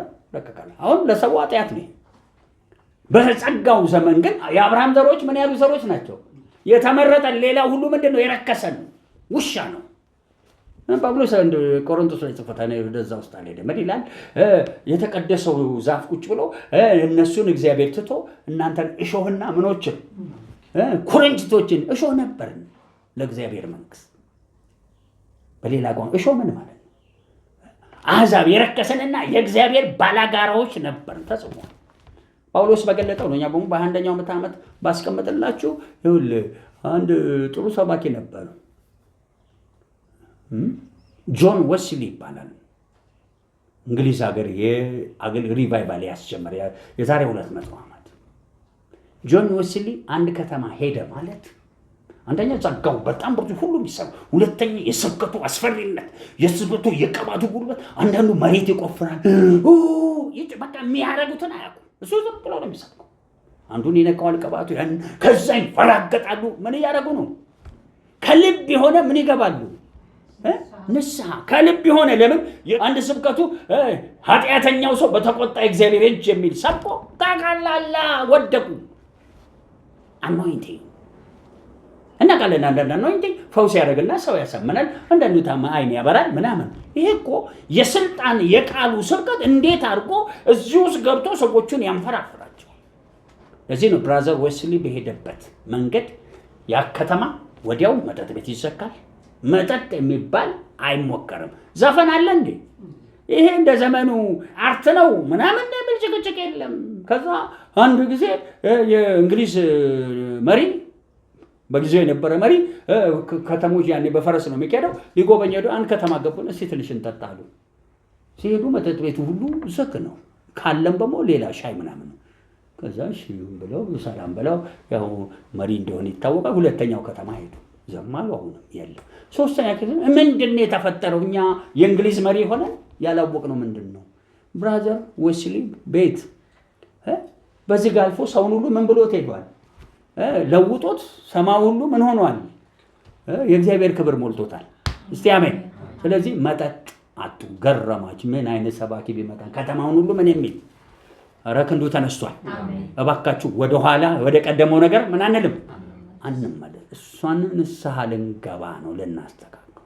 ኢየሱስ የዚህ ዓለም ገዢ በቃ አሁን ምን ያርግ? ኢየሱስ ኃጢአት የማያውቀው ለእኛ ኃጢአት ሆነ እንጂ አንድም የሚከስበት፣ አንድም በትእዛዛት የሚያሰናክልበት፣ አንድም ደግሞ ኢየሱስ እንዲህ አድርጓል ብሎ ምን ሊለው ሊቃወመው የሚችልበት ምንም ነገር የለው። ይህ አዝኖ ኬስ እኛ ጋር ነው የምንፈልገዋል። ስለማን ወሬ ብቻ ያስፈልግም። ዛሬ ምንድን ነው እኛን ወደ ኋላ ሊያስከስሰን የሚችል? እንደው ምን ያህል ህይወቶቻችን በትክክል የፈረሱ ትእዛዛቶችን መልሰን ልትገነባ ከሞከረ፣ ለምሳሌ የገላትያን ቤተክርስቲያን ማንን ህግ ሊገነቡ ሞከሩ? የሙሴ ነው።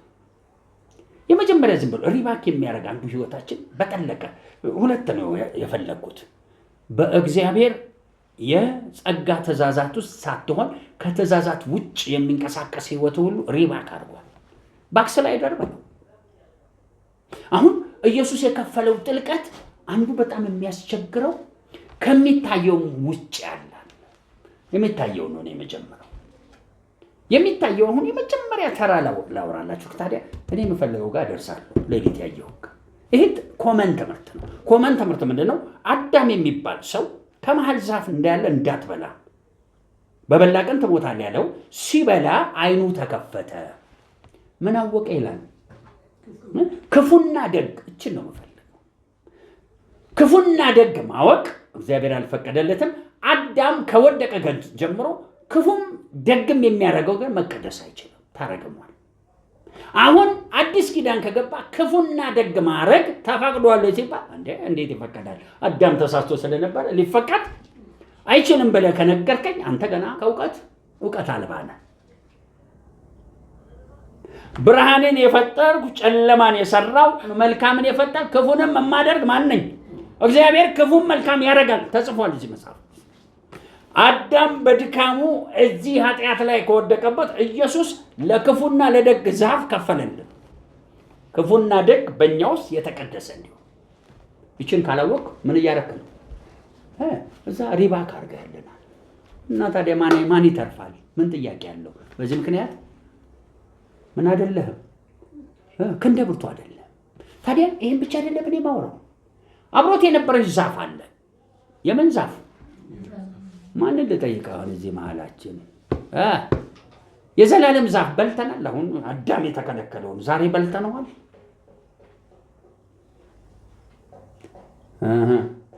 ማን ነው የሚመልስ? እዚህም ያላችሁ ዛሬ በቆምንበት ዳግም የተወለድን ሰዎች አንድ ክፉ ደግና የሚያውቅ በልተናል ቢባል ያው ምንም ሰው ስለማያውቅ አያውቅም።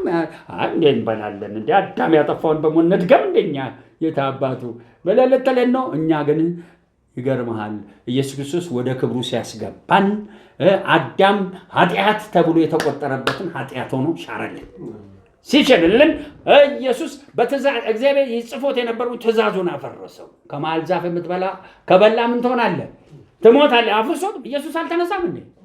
ከሞት ተነሳ። ታዲያ አዳም ላይ ተጽፎ የነበረው የሞት ትእዛዝ የት ሄደ? ኢየሱስ ላይ አልሰራም። ሲያመኝ ከዛ የሚቀጥለው ትውልድ ላይ ሰራ። ለምን ሰራ? ሪባክ ያደረገ ክርስትና ነው ክርስቲያን በሙሉ የያዘው። ኢየሱስ እንዲህ አለ፣ በእኔ ካመኑት መሃል ከእናንተ መሃል እኔ ዳግም እስኪመጣ የማትሞቱ አላችሁ። ለምን? ሞት ምን ሆኗል? ግን ሞትን ያመጣብን ትእዛዝ ምን ተነስቷል? አሁን ትእዛዙ ድል እንደተነሳ አይደለም፣ ሪባክ አድርገናል።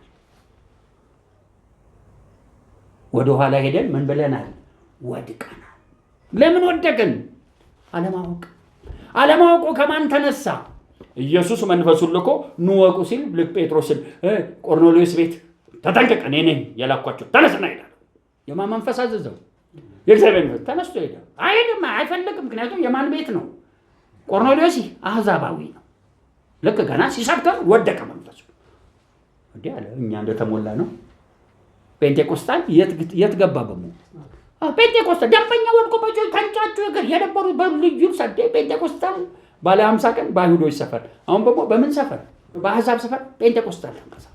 እኔ አሁን ጴንጤቆስጣን ምናምን አይደለም የምፈልገው። እኔ የምፈልገው አደራችሁ የዚህ ዓለም ገዢ ሪባክ ያደረገንን ሁሉ አፍርሶ መውጣት። ታዲያ ሌሊት ያየኋትን ነው በጣም የምፈልገው። ግን ገና እዚህ ቁጭ ብለህ ሪባክ አድርገሃል ወንድሜ። ባክስላይደር ባትባልም ያው ግን ባክስላይደር ናችሁ እያልኩ እኮ። ኧረ እኔ ባክስላይደር አይደለሁም። ወደ ኋላ ምን አላረኩም። አለማወቅ በራሱ ወደ ኋላ ይመልሰናል። ታውቃላችሁ፣ ዴሪክ ፕሪንስ የምወድለት አንድ ሀሳብ አለ። ትክክለኛው መስመር ላይ ከሌለ ከማን ጋር ነህ? ከጨለማ ጋር። ኢየሱስ እንደሚለው እውነት ከዚህ ውጭ የሆነ ከክፉ ነው የሚል ሀሳብ አለ። ማንኛውም ከእውቀት ውጭ የሆንክበት ከማን ወገን ነህ? ከክፉ ወገን። ለምን? ክፉ ወገን የሚከስህን የውሸት ክስ፣ ክፉ ወገን የሚያሰራህን ኃጢአት ያለው አንተ ህሊና ያስከረከሰ ኃጢአት ነው። ሶስተኛ ክፉ ይገዛው የነበረ ነገር ሳትገዛው ትኖራል። ስለዚህ ምን የእግዚአብሔር ክንድ ሆይ ምን በል ኃይልህ እዛ ላይ ሆኖ የእግዚአብሔርን ማሸነፍ በአንተ ላይ እንዳይሆን ይከለክላል። እንዲህ ያለው ስንጥቅ መንፈሳዊ እግር ያለው እዚህ ጭኑ ላይ ተሰንጥቋል። ጭኑ ላይ የተሰነጠቀ እንትን እግር ሲሄድ ያሟላ ያመውም በዛሬ ክርስትናችን በጣም እርምጃችን እንደ ጤናማ አይደለም። ብዙ በሽታ ጴንጤ ወይም መንፈሳዊ ዓለም ውስጥ በቅዱሳን ሰፈር ውስጥ አለ። ግን ኢንቪዚብል ስለማይታይ በምንድን ነው የሚታወቀው? በስራው። ስራ ምን ማለት ነው? ኢየሱስ በሁሉ ነገር አሸናፊ ሆኖ ለእኛ ሞቶ ከተነሳ በኋላ ያ ክብር አብሮት አለ። አንተም እንደዚሁ ባለ ክብር መሆን በደግ ብሎ ጴጥሮስን እነኛ አይሁዶች ሲቃወሙት የእግዚአብሔር ክብር በኃይል ተገልጦ ጉድ ማሰራት ነበር። ለምን? አንተ አይተናላ። እስጢፋኖስ የተባለ በላዩ ላይ የነበረው ጥበብና የማን ኃይል ስለበረታባቸው በጣም ተቆጡ። የሙሴ ልጅ ይቃወማል ሊይዙ ሲመጡ ሲያዩት ፊቱ መልአክ ይመስላል። ምን አሉ? ፊቱ እንደ መልአክ ነው አሉና አፈገፈጉ። ከዛስ ብለው እንደገና በመንፈስ ቅዱስ ታማራር ብሎ በኃይል ሲይዛቸው ሊይዙ ሲመጡ ሰማያት ተከፍተው አየ። ማንን? በእግዚአብሔር ክብር ቀኝ ማን ቆሞ ያለው? አይቶታል አላየው? አይቶታል። ያ መገኘት እርግጠኛ ነኝ በዛ መሃል እዛ ቦታ አለ። ምን ማለት ነው? ሪባክ ያለ ህይወት ካለን የምን ህይወት አለን? ግልጽ ነው። የድካም ህይወት፣ የመሸነፍ ህይወት። እንደው ስለናንተ ስለኔ ላለው ህዝብ ልንጸልይ ነው። ይኸውላችሁ እንደተገለጠልኝ ነው ማስቀመጥ። አንድ ነው ያነሳሁት። የዘላለም ዛፍ በልተናል አልበላንም፣ የቤት ስራ አላድርግላችሁ። ያው ተረግመሃል ኦልሬዲ ካላወቅ ምን አድርገሃል? ሪባክ ለምሳሌ ምግብ አድርጎ ሰጣቸው በኤደን ገነት። በኋላ የሰው ልጅ አዳም ዘር ወደ ታች ወረደና ህጉ ንጹህ ምግብና እርኩስ የሚለው አለ። አሳማ አትብላ ምናምን ደግሞ ቤተ ዘመድ የሚለው አለ። በብርሃን ሳይሆን በቤተ ዘመድነት የሚሰጥ የዘር ማንዘር መናፍስት። አንዳንዶቻችሁ ዛሬ ብትጠየቁ አባትህ በሕይወት አሉ ሲባል የትኛው አባቴ ብላ አትጠይቅም። ልደት ሲባል ዳግም ልደትን አታስብ። የትኛው ልደትን ነው የተረገመ? ከማን የወጣህበት? ከእናትና ከአባት የወጣህበትን ልደት ነው የምታከብረው። ተረግመሃል። አሁን እንደዚህ አይነት ስብከት ሰምታችሁ አታውቁም አይደል? ምን ችግር አለ? የተወለድኩበት እኮ ጌታ ይመስገን ወደዚህ ያለ እኮ ስንት ተኮንነን ነው የመጣው። የትኛው ነው የክብር ውልድ? ዳግም ስወለድ ነው የከበርኩት በል። ልክ ስለዚህ ተራ እነኚህ ነገሮች እትብት የተቀበረባት እቺ የተረገመች ምድር የትም ተወለድ ዓለም ላይ ምድር ላይ የተወለድክበት እትብት የተረገመ ነው። የትኛው ነው የክብር? ምን ይሆንኩበት? ዳግም ተወልጄ ምን ያልኩበት? ልክ ያንን እትብት ስታከብር እወቀው ሪባክ አድርገሃል። ለምንድን ነው ሁሉም ብለው ጊዜው ስቼ ሁላችሁ በጸሎት በራእይ እያየው ጉድ አሉ። የተወለድንበት ሀገር እትብት፣ ስም የተሰጠበት እትብት። ተጠመቅኩ በላይ ያኔ የተረገመ የለም ከነ ክርስትና አባትህ ሌላ ሞት ተጠቅጥቆልሃል። የአባትህ አማልክት እንደገና የዛር መንፈስ እንደገና የሰው ጥበብ። ብዙዎቻችሁ የሰው ጥበብ ንግር ስራት ዛሬም ሳይንስ ታደንቃላችሁ። ሪባክ አድርገሃል። የእኛ ኢየሱስ ከምን በላይ ነው? ሞትን ድል ነስቶ ሳይንስ አይዘውም። ግራቪቲ የሚባል ኢየሱስ ፊት የለም፣ አንተ ፊት አለ። ለምን ሐዋርያቶችም እንደዚህ አይነት ስብከት ደፍረው አልሰበኩም? ምን አሉ? እንደ ሰው ልማድ ነው የምንመላለስ። አታውቅም እንደ ሁለት መላእክት የት መጡ? ሎጥ ጋር እንደ ሰው ላይ መጡት። ሲገለጡ ግን እንደ ምንድን ነው የተገለጡት? እንደ መላእክት እንዳለ ጠቅላላ አሳወሯቸው። ከዛ በኋላ እሳት ዲና ወረዱ። ሰዶምና ገሞራ ምን ሆነች? አንተ ምን ትገለብጣለህ? መጀመሪያ መች ክንድህን አስተካክል። እስኪ ሪባኬን አነሳለሁ በሉ። ይቀጥላል። አሁን እኔ አንድ ተራ አዳምን አነሳው እንጂ እያልኩ ብመጣ አንድ የሚታየው ዓለም ትምህርት ይባላል። ሁለተኛ የማይታየው ዓለም አለ። ከፍተኛ ኪሳራ ደግሞ ኢየሱስ ብድግ ብሎ ከመላእክት አንሶ መጣ ይላል፣ እንደ ሰው ሆኖ ይላል። ግን ከመላእክ በላይ ሲገለጥ እንደ እግዚአብሔር ልጆች ብቻ አይደለም፣ እንደ ሕጉም ተገልጧል። ከዛስ እዛ ሰማይ ላይ ደግሞ ኮተት አለ። ኮተት እለዋለሁ። ለምን? ከዛ የተባረረ ሰይጣን እኛን ወርሶ የዳቢሎስ ልጆች ስለነበር እኛም ከዳቢሎሱ ስህተት ጋር ተካፍለናል። በየትኛው ዓለም? በማይታየው ዓለም። ምን ማለት ነው? በአዳም ኃጢአት ሁላችን ምን ሆነን? በሰይጣንስ ኃጢአት ምን ሆነን? ማንን ልጠይቅ? ኧረ እኔ ወደ ትምህርት እኮ መግባት አልፈለኩም፣ ግን ወደ ትምህርት እየሄደብኝ ነው። ምን ሆነ? አሁንም ያን ተካፋይነት እስካላስወገድክ ምን አድርገሃል? ኢየሱስ ከፍሏል፣ አንተ ሪባክ አድርገሃል። ወደ ኋላ ኢየሱስ ጥሎት ወደ ሄደው ነገር ተመልሰናል። እንዲህን ቃል ባልጠቀም ባክስላይደር አይደለሁም ብሎ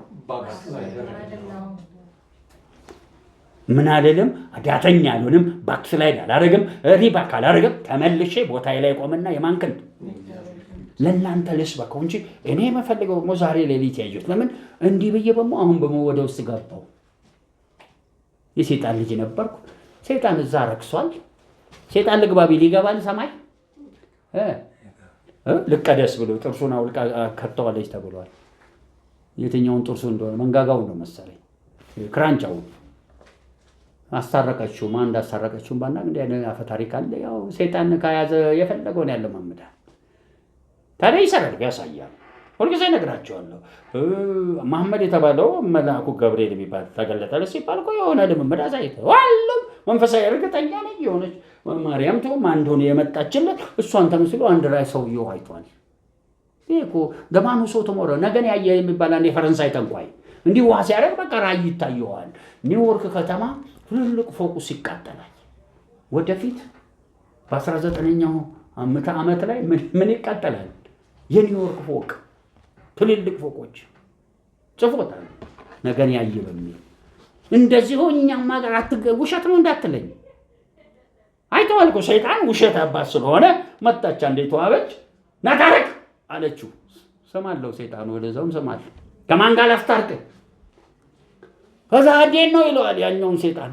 በምንድን ነው መታ? ጥርሱን ይነቀልና ምን እለዋለሁ? እዛ የውሸት የደመቀ አምልኮ የሚመስል አለ። ጥርሱን አስወለቀችና ይዘው ገባ ተባለ። ፌክ ለምን የብርሃን መልአክ እንደሚመስል ሰይጣን እንዲህ አይነት ይሄ እኔ እኮ ትንሽ ነው ማይኖሪቲ ይባላል። ከኛ ሀገር ውጭ በጣም ሰይጣን የሰለጠነባቸው ሀገሮች ከዚህ የበለጠ የሐሰት አማልክቶች አሉ። በጣም ከፍ ያሉ ዝናቸው የታወቀ ብልጽግና ምናምን አይደለም። መንፈሳዊ ዓለም ላይ ከነሱ በላይ ማን የበላይ አለ? እነሱ ናቸው የበላይ። በምኑ ኃይል የበረቱ ስለሆኑ በጨለመው ኃይል። እኛ ስንመጣ ምን አድርገናል? ሪባክ። ይሄ እኮ ማውራው ስለኛ ብቻ አይደለም እኮ። የደህንነት መስመር አይነካ እንጂ ብዙ ነገር ይነካል። አንዴ በደንብ ድነህ ከሆነ ደህንነት አይነካም። ግን ሌላው ህይወት ሰይጣን እየከሰሰ እያንገላታ በብዙ ድካም ውስጥ ትኖራለህ። አሁን የጠየቁት ጥያቄ ግልጽ ነው። ሰይጣን መንግስተ ሰማያት መግባት ካልቻለ እንዴት አንተ ትገባለህ? እሱ መግባት የማይችለው ምን ስለሆነ ነው? ከመጀመሪያው አዳም ኃጢአት ሰርቶ እኛ ሁላችን እንደወደቅን ሔዋንን ያስጣለ ሰይጣን እዛ ስለወደቀ እሱ እኛን ከወረሰ እሱ መግባት አይችልም። እኛ እንዴት እንገባለን? በሌላ ቋንቋ በሰማይ ላይ ያለው ህግ እስካልፈረሰ ድረስ ምን አንልም? እንገባለን? አንገባም። አሁን ሪባክ የምናደርገው ለምንድን ነው? ስለ ሰማይ ሲታሰብ እንልና ሰማይ ታቦት አለ፣ ጥላው ነው እዚህ መጣው። ኢየሱስ እዛ ገብቷል። ዕብራውያን ተጽፏል። ገብቶ ምንን ረጨ? ደሙን ሲረጭ እኛ ላይ በሰይጣን ምክንያት የታወጀብን የሰይጣን ልጅነታችንም ተሻረ። የአዳም ልጅነታችን ብቻ ሳይሆን የምን አሁን የሰይጣን ልጅነታችን ተሻረ የሚባል ትምህርት ሰው ሰምቶ ማለት ነው። እሺ ካልተሰማ እንዴት ይሁን? እስቲ ይችን እንነጋገር ከጌታ ጋር። እዚህ እውቀት ከማጣት የተነሳ ጠፍቷል ወዘተ ማለት ይላል። በብርቱ ፈልጎ ይላል አይደል መጽሐፍ ቅዱስ። አለማወቃችን ያስከፍለናል። ያስከፍለናል። የሚያስከፍለን ምንድነው? ተነጻ ወጥተን ሳለ ነፃነታችንን በተለያየ ምክንያቶች አስሮብን የልጁ ክብር በእኛ ሙላት እንዳይገለጥ ምን ያደርገናል? ያጎለናል። ሪባክ እያደረግን ልክ የገላትያን ቤተክርስቲያን ጳውሎስ የገላትያን ስህተት ከፍተኛ ነው፣ ምጥ ይዞኛ እንደገና ተወለዱ። አሁን ይሄ ደግሞ በሰማይ ያለውንም በእኛ በሰይጣን ምክንያት የተጻፈብንን ዕዳ ደሙን ረጨና አፈረሰ። መላእካዊ ስርዓት በእኛ ላይ አሁን ምን የለውም። ይህንኑ መላእካዊ ስርዓት ደግሞ በተራራው ላይ ሰብኮታል። የተራራው የመጀመሪያ ስብከቱ ላይ ኢየሱስ ንጹሐን ብፁዓን ናቸው፣ በመንፈስ ድሆች ብፁዓን ናቸው፣ ከዛ በኋላ ስለ እኔ ስትሰደዱ በሰማይ ታላቅ ሽልማት አላችሁ፣ ስትጸልዩ ስትጾሙ አትግደል ተብሏል፣ አታመንዘር ተብሏል፣ አትዋሽ ተብሏል። ምኖቹን የጥላውን ትእዛዝ አነሳና ወደ ላይ ወሰዳቸው። ምን አለ? አንተ አትግደል፣ ወንድሙን ምን የሚል የሚቆጣ የሸንጎ ፍርድ ደንቆሮ የሚለው የምን ፍርድ ይገባዋል? ይገሃነም። እንደውም ሌላ ቦታም ሰው ያስጠንቅቋል። ከህፃናት መሀል አንዱን ብታሰናክሉ ወየውልህ፣ ምን ተጭኖብህ። እነዚህ ስብከቶች የሚያስፈሩ ናቸው። በሞ ስለ መስጠት እንዲህ አለ፣ ስጡ ተብሏል አይደል? እኔ ግን እላችኋለሁ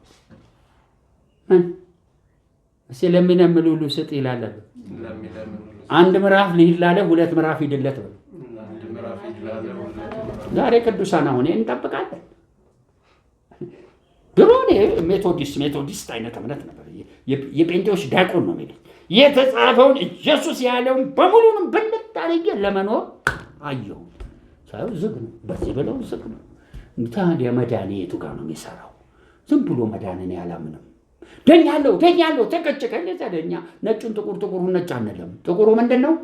ጥቁር ህይወቴ ላይ እስከሌለ ማወቅ አለብኝ ብዬ ዘልቄ ስገባ ይሄ ነገር ጥላ ነው። ዋናው ኢየሱስ ታዲያ የተወሰደው ይህንን ተራራ ላይ የሰበከው አንድ ብቻ ቢሰብክ ጥሩ ነው። በመሆን ብድግ አለና የእግዚአብሔር መንግስት ምንድን ነች አለ። በአንድ ነጋዴ ሲቆፍር ድንገት ያገኛት ምንን ነች? እንቁ ነች። የእግዚአብሔር መንግስት ዘሪው ዘርቶ ለመንገድ ለሾህና ለምን ለጭንጫ ለመልካም 4 ቦታ ይዘራል አለ። ከዛ 3ቱ ይጠፋሉ፣ አንዱ ብቻ ነው የሚድነው። ኢየሱስ የሚያሰቅቅ። ታዲያ ማልድን ነው ልክ ሐዋርያቶች ያሉት በምን የተራራው የመጀመሪያው ተራራ ስብከት ላይ በምን የሚታመኑ በገንዘብ የሚታመኑ የታገቡ መንግስተ ሰማያት አይገቡ። እነሱ ከሚገቡ ግመል በምን እና ጠፋን አሉ። እኔ ጠፋውን ምንድነው አንድ የሚባላል? እኔ ጠፋውን ምን የሚባላል? በጣም ግራ ገባቸው። ስለዚህ ምን እንዴት ማሊድን ይችላል? ይህ በሰው ዘንድ በእግዚአብሔር ዘንድ ይቻላል ምን ማለት ነው? ዝም ብሎ እግዚአብሔር ያስገባሃል ማለት አይደል? እሺ ዝም ብሎ ያስገባም በሉት። የእውቀት በር ይከፍትልሃል በሉት። ጸጋ ይሰጣል በሉት። አገልግሎት ይሰጣል በሉት። ወይ መንፈሳዊ አምልኮ ይሰጣል በሉት። ፍሬ እንድታፈራ ያደርጋል በሉት። ያኔ አትቆረጥም እንጂ ዝም ብለህ በቃ እግዚአብሔር አዋቂ ነው። እኔ እቺ ስብከት ታስቀኝ። እግዚአብሔር አዋቂ ነው። እኔ እንዲህ አይነት ሰባኪ አይደለሁም። ሲፈታ ዛሬ አሜን። ሲኔ ውስጥ ላይ ስለናንተ ዛው ራሳችሁ ኢየሱስ ጴጥሮስ እንዲህ አላቸው፣ ልትሄዱ ትፈልጋላችሁ? ወዴት እንሄዳለን? አንተ ሕይወት ቃል አለ አንድ አለ። ምን ብለናል? አዋቂ ነህ አላሉትም? አውቀናል። በኢየሱስ ስም ማወቅ ይሆንልህ። አሜን። ማወቅ ነው የሚያሳይ። እሱ አዋቂ ነው፣ እሱም አዋቂ ነው ለዘላለም። እሱ እግዚአብሔር ትልቅ ነው። እኛም ምን አላልነውም? አላወቅነው። ያው ኢዮብ የሰጠውን በድግ አድርገህ እሷን ብቻ አላወቅንም። አንተ ግን አምናለሁ። ወደ ማወቅ አምጣኝ፣ ወደ ጸጋ አምጣኝ፣ ወደ መንፈሳዊ አምልኮ አምጣኝ፣ ወደ ፍሬ አምጣኝ። በሞይ ነው ፈቃዱ። ስለዚህ እቺ ጥቅስ ብቻዋን እንግዲህ ትጥላለች። በሰው ዘንድ የማይቻል በማን ይቻላል? ስለዚህ ቁጭ እላለሁ እግዚአብሔር እስኪሰራ። ይሄ ነገር ተሰብሯል። ዛሬም ይናገረኛል። ይሄ በቀኝ ትከሻ በጴንጤዎች ሟርት ምድራችን ላይ ጥቁር ሰው የተባለ እራት እያደረገ ያለ መንፈስ ዛሬም ልትገምልህ ተሰብሯል። የእኛን ነው ማወራው። ስራችን እኛ አሁን እሱ አይደለም። ፑቲን ጋርና አሁን የምናወራው እስራኤሎች ጋር ያለ አየር አለ። የዓለማችን ትልቁ ሰይጣን ያለው እስራኤል ነው። አሁን ይህን ለማስተማር እዚህም የምትሰሙ ደግሞ ሌላ እስራኤል ኢየሱስን ሰቅላ አሁን በጨለማ በባርነት ያለችው የሀጋር ልጅ ነው። የሀጋር ልጅ ደግሞ ተባረዋል አልተባረረም? ተባረው ሰይጣን ኪንግደም ውስጥ ናቸው ያሉት። የተስፋው ቃል እስኪመጣላቸው ድረስ አሁን በጨለማ ኃይል ነው ያሉት። በዓለማችን 1.4% ናቸው። የዓለም ሀብት በሙሉ ብዙ ከ50% በላይ እነሱ እጅ ነው ያለው። አሁን እንደምታዩቸው በጦርነት ደግሞ ማንም ምን አይላቸው አይበልጣ ጠንካሮች ናቸው። ለነሱ ላይ አሜሪካኖች ምንድነው የሚሉት? የአሜሪካኑ ፕሮቴስታንት እምነት የሚያምነው ምንድነው? የአብርሃም ዘር የባረከ ምን ይሆናል? ይባረካል። ትልቁ ድንቁርና ይልሃል ይሄ ነው። አዎ ታዲያስ ፍልስጤሞች እየታረዱ የትም ሲወርዱ እግዚአብሔር ደስ ይለዋል እንዴ? አይለውም። አትነግረንም እንዴ? አትነግረንም። እኛን አትነግረን። አንተ ለራስህ አሁን የሚባለውን ዶክትሪን አውራል። ሰይጣኑ ደግሞ ተንኮለኛ። ልክ እስራኤልን ስትባርክ በምን ሁሉ ይባርካል? ያለውን ሁሉ ካለው ሰፈራም ኧረ ጌታ እስራኤልን ሰባረክ ተባረኩ። ሰይጣን ሸነገለ። ይውላ ሰይጣን ትንሽ እሱ አይነት ማታለሉ እኔ ትንሿ እኔ ሰይጣን ሰውን በጣም ሲያታለል ማቀው አብሮ ይመጣና ፖዚቲቭ ይሰራል።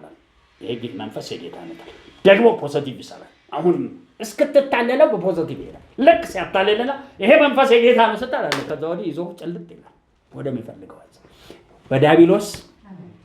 ስለዚህ እንደዚህ አይነት በጣም ሳይንቲስቶች የሉም እና አልበርት አንስታይን ምናምን የተመራመሩ በእግዚአብሔር ቤት የተመራመሩ ቅዱሳን ከሌሉን በእንደነት በጣም በየትውልዱ ይስታል። ኢትዮጵያ ውስጥ በየ10 ዓመቱ እሳት ይጠፋል።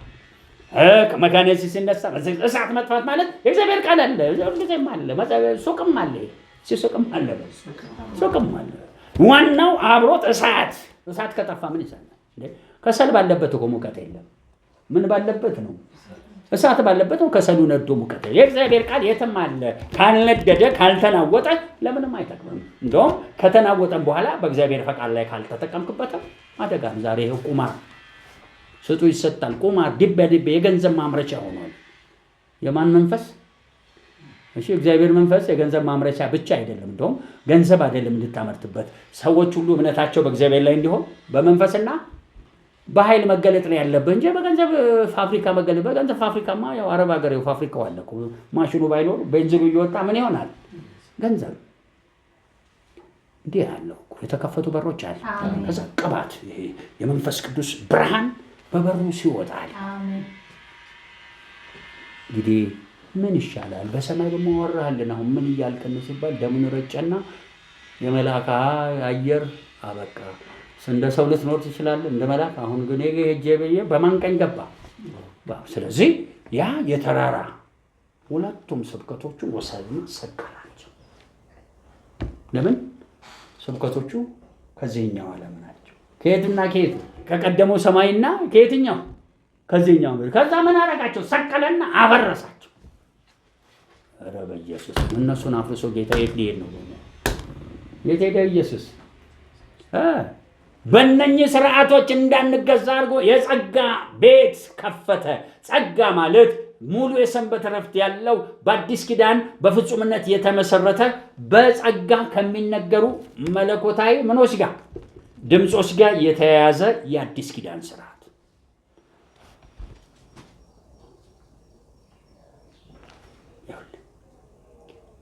ጅማ ይሁን አንዱ ኢትዮጵያ ውስጥ በአፄ ምኒልክ ዘመን ሚሽነሪዎች ገቡና ሲያስወጧቸው 2 መጽሐፍ ነበር የተጻፈው፣ የማርቆስ ወንጌልና የሐዋርያት ሥራ። የማርቆስ ወንጌል ላይ ኢየሱስ ሲሄድ አጋንንቶችን ምን አደረገ ነው የሚለው? አስወጣ ይላል። ስለዚህ ያችን በደንብ አነበቡን ነጣ እያሉ በቃ አገልግሎታቸው በዛ ዘመን ያችን 2 መጽሐፍ ነው የሚያውቁት፣ የማርቆስና የምን ሥራ የሐዋርያት ሥራ። መንፈስ ቅዱስ ሞላባቸው ከዛ ሰው በሽታ ያችን 2 በደንብ ይለማሉ። ሌሎቹን ስለማያውቋቸው አብሶ ኦሪቱን አያውቁትም የማነግ የሚባለው።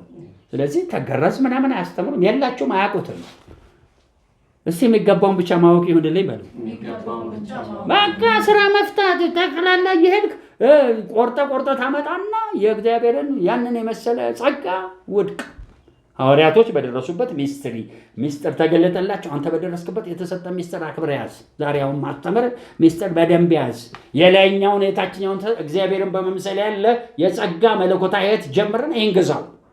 ከጽዮን ያህል በትር ይህን ግዛው። ከዛ ከውስጡ ምርኮ በዝብስ፣ ተራሮችን የናስ በሮችን ገነጣት፣ የሰይጣንን ሥራ አፈራርስና ከዚህም ከዛም በዛ ክንድ ውሰድ። ከዛ ለአዲሱ ሰማይና ምድር አዘጋጅ፣ ራስንም ተዘጋጅ።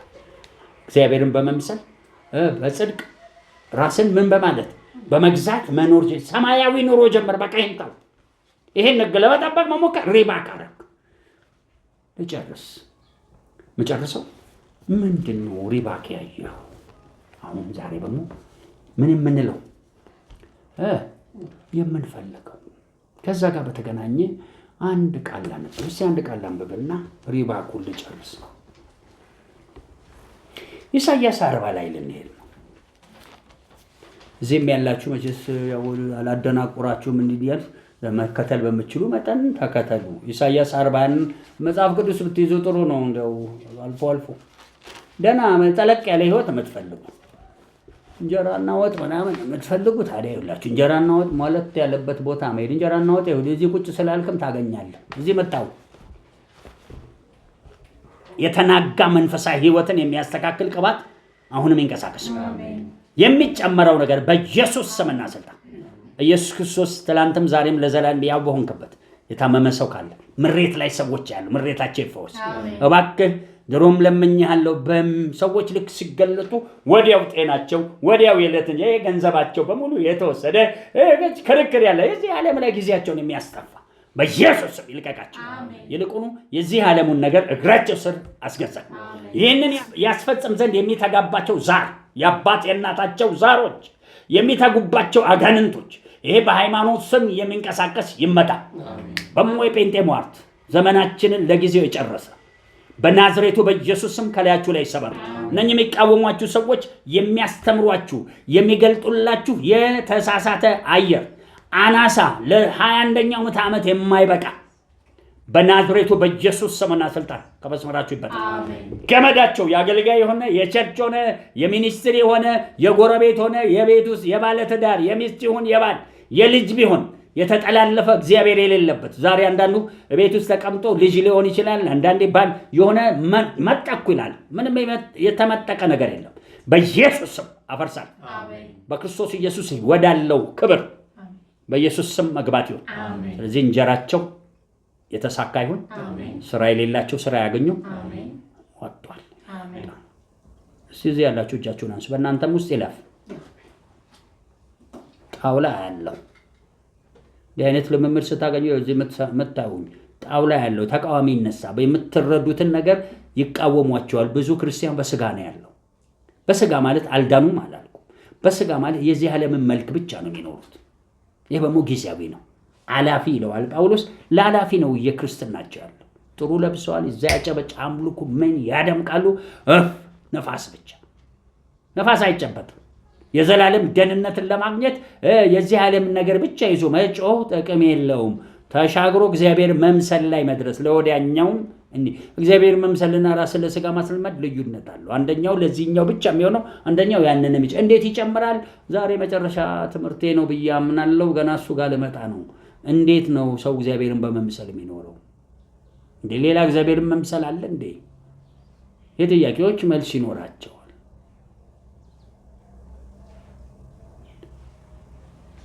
እዚህ ያላችሁ እጅ አነሳችሁ። የሚቃወሟችሁ ይበተን። አሜን።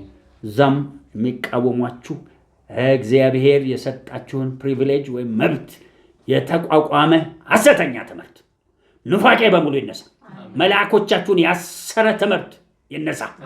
በላያችሁ ላይ እንደ ቀንበር የተቀመጠ የቸርች መንፈስ ዛሬ አንዱ ሰይጣን ያለው እኛ ቤት ነው። በኢየሱስ ቀንበራቸው ይሰባል። ይሄ ሰተታዊ ትምህርታቸው እንደ ስጋ ልማድ ገንዘብ ሽንገላቸው በሙሉ ይነሳ። ከመለኮት በሆነ የሚያስፈልጋችሁን እንደ ባለጠግነቱ መጠን ይሙላ። ሲውላችሁም ጨብጡ። በቃ እዚያው መጣው የቀስ እያልኩ እያሳደግኩ መጣለሁ። አየራችንን ለውጥ ይኖራችኋል። እንዲህ ያሳየኛል። ቱቧችሁ የተዘጋ ሲከፈታ ያለው የዕለት ኑሯችሁን የዘጋ ሰይጣን ለቆ ሄዷል። አሜን።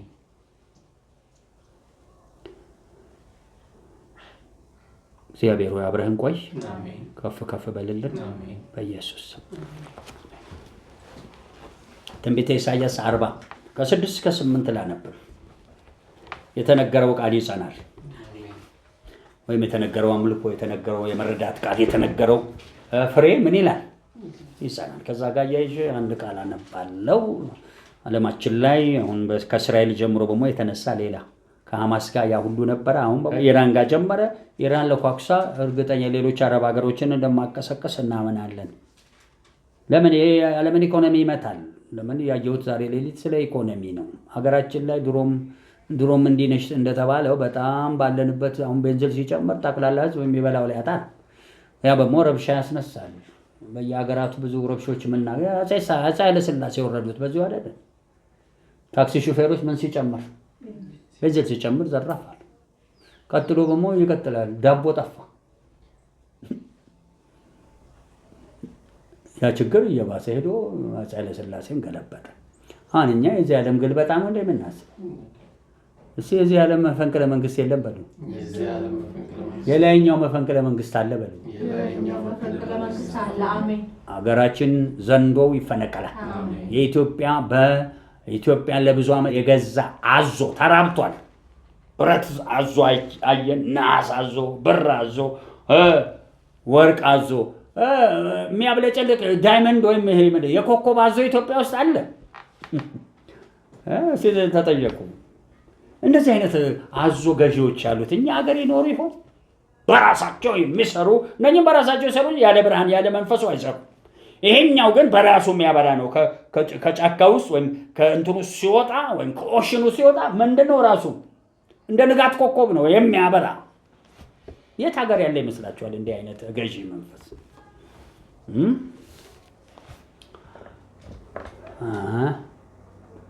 ቀዩ ኮከብ ሲባል ሰምታችሁ ታውቃላችሁ አይደል? ቀዩ ኮከብ የት ነው ያለው? አንዱ ቻይና ነው። እሺ ቻይና በራሱ ስለሚፍለቀለቅ ገዢዎቹ ላይ ያለው መንፈስ አጣም ረግጦ ይዞ የቻይና መንግስት ማነቅንቆት እንደውም ተደራጅተው ያው ሚሊተሪያቸው ሀብታቸው አሁንም እንደው ኒው ኦርደር ውስጥ አሉ። እዚህ እንደሆነ የዋዛ ሰው አይደለም። እዚህ ታሞ ነበር፣ ወድቆ ነበር። ሰምታችኋል ለመሆኑ? ኤኒዌይ ይሄ ፖለቲካው አያስፈልጋችሁም። ግን የፈለገ ሌላ ከፍተኛው ቀይ ኮከብ ያለው ኖርዝ ኮሪያ ውስጥ ነው። አሜሪካኖች የላቸውም እንዴ?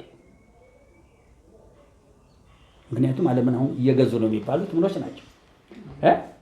አሜሪካኖች ንስሮች ናቸው። የአሜሪካ ገዢዎች ላይ የተቀመጠ ንስር ነው። ይጉርጉር ነቁጣ ይጉርጉር።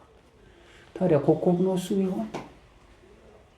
ታዲያ ከኮከብ ካልሆነ መስስ የቻይናው ምን ይለው ነበር? የሚያንጸባርቅ ነው ንስሩ ሲሄድ። አንድ ንስር አይደለም፣ ብዙ ጊዜ በግሩፕ የሚሄዱ ንስሮች ናቸው። ለምን ይናነሳላችሁ? ይብራላችሁ። ይሄ ዓለም በሌላ ዓለም ነው የሚመራው። የዛ ዓለም ሪፍሌክሽን ነው። አሁን የምታዩት እንዴት እስራኤሎች 7 ትልልቅ ታዋቂ ሰዎቻቸውን ገደሉ። ማአት ቦታ 200 ምኖቻቸው ጀቶቻቸው ይደበደብ። እንዴት ነው ስኬት አባታቸው ነው የሚያመጡት ይህን ችሎት? እሺ ሁሉ ነገር የላይኛው ሪፍሌክሽን ነው በሉ። የላይኛው ስል የሰማይ እንዳታስቡ፣ የምኑ ዓለም? የመንፈሱ ዓለም።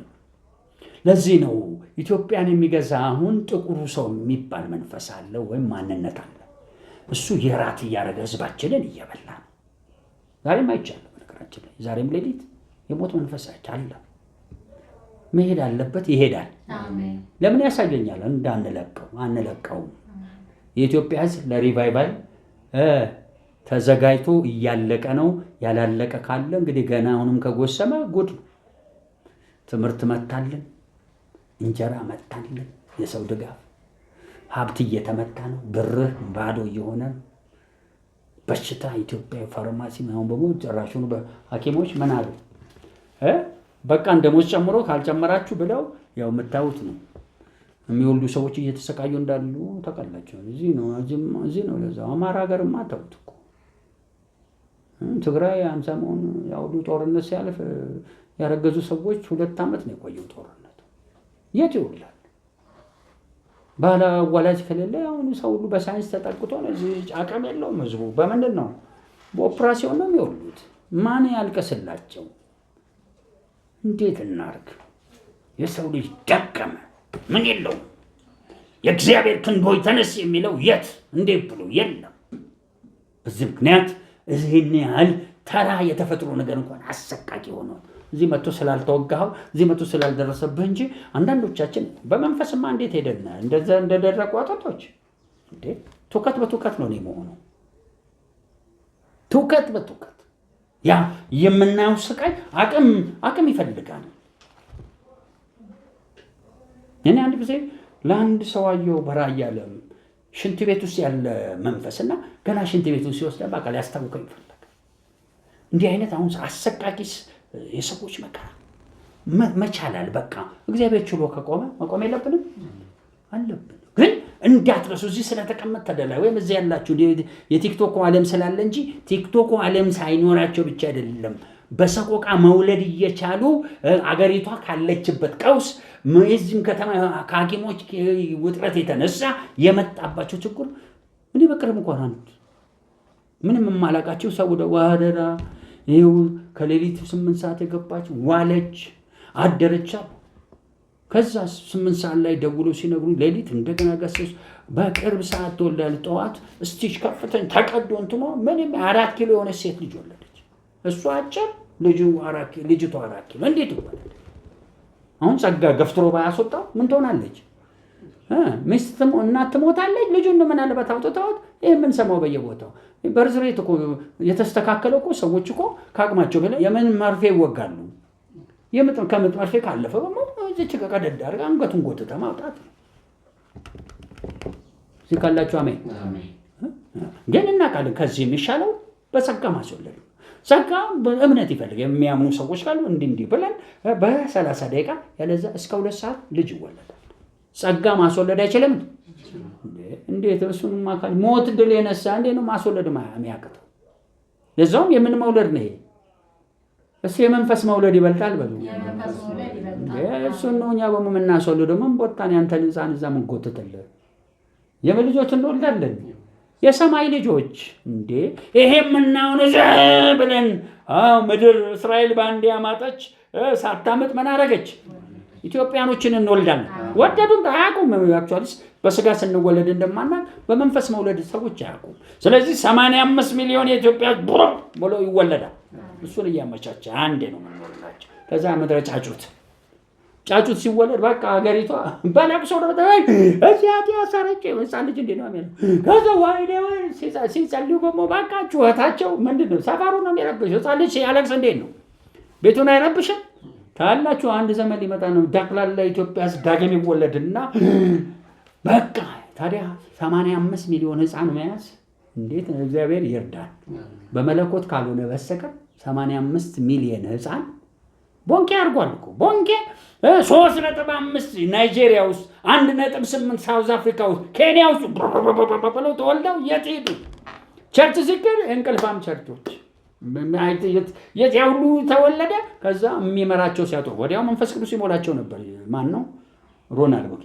ከዛ ከተሞሉ በኋላ አንዳንዶች አንዳንዶቹ ግን እኔ ኢየሱስ ነኝ እያሉ በቃ ተሳስተው ብዙዎቹ ሌባ እየሆኑ ሄዱ። ለምን? ፈተናውን ማለፍ የሕፃን ልጅ ማለፍ ይችላል። ፈተናውን ማደጋ አሳዳጊ እረኛ በሌለበት በጣም ችግር ነው። ስለዚህ ቦንኬ 50 ሚሊዮን ህፃናቶች አፍሪካ ውስጥ ነው። ደግሞ ጀርመናዊ አይደለንም። ሎካል ነን በሉ። ከዚቹ አፍሪካ ውስጥ የወጣንን 50 ሚሊዮን ምናምን የሚባል የለም። 85 ሚሊዮንም የሚባል የለም። አፍሪካን እንወልዳለን። ፓን አፍሪካኒዝም ያሉትን እኛን የምንፈጽሙ የታባታቸው ለዚህ ዓለም ነገር ፓን አፍሪካ። እኛ አፍሪካኖች በቃ በነፃነት ነው። ያሁን ከትራምፕ ጋር እየተጋጩ ነው። እኛ እሱን አንፈልግም። እስቲ አሜን። ከሴጣን ጋር ነው የምንጋጨው በሉ። ሴጣንን ድል ነስተን አፍሪካኖች ዳግም ምን ይሆናሉ? ላምብፍ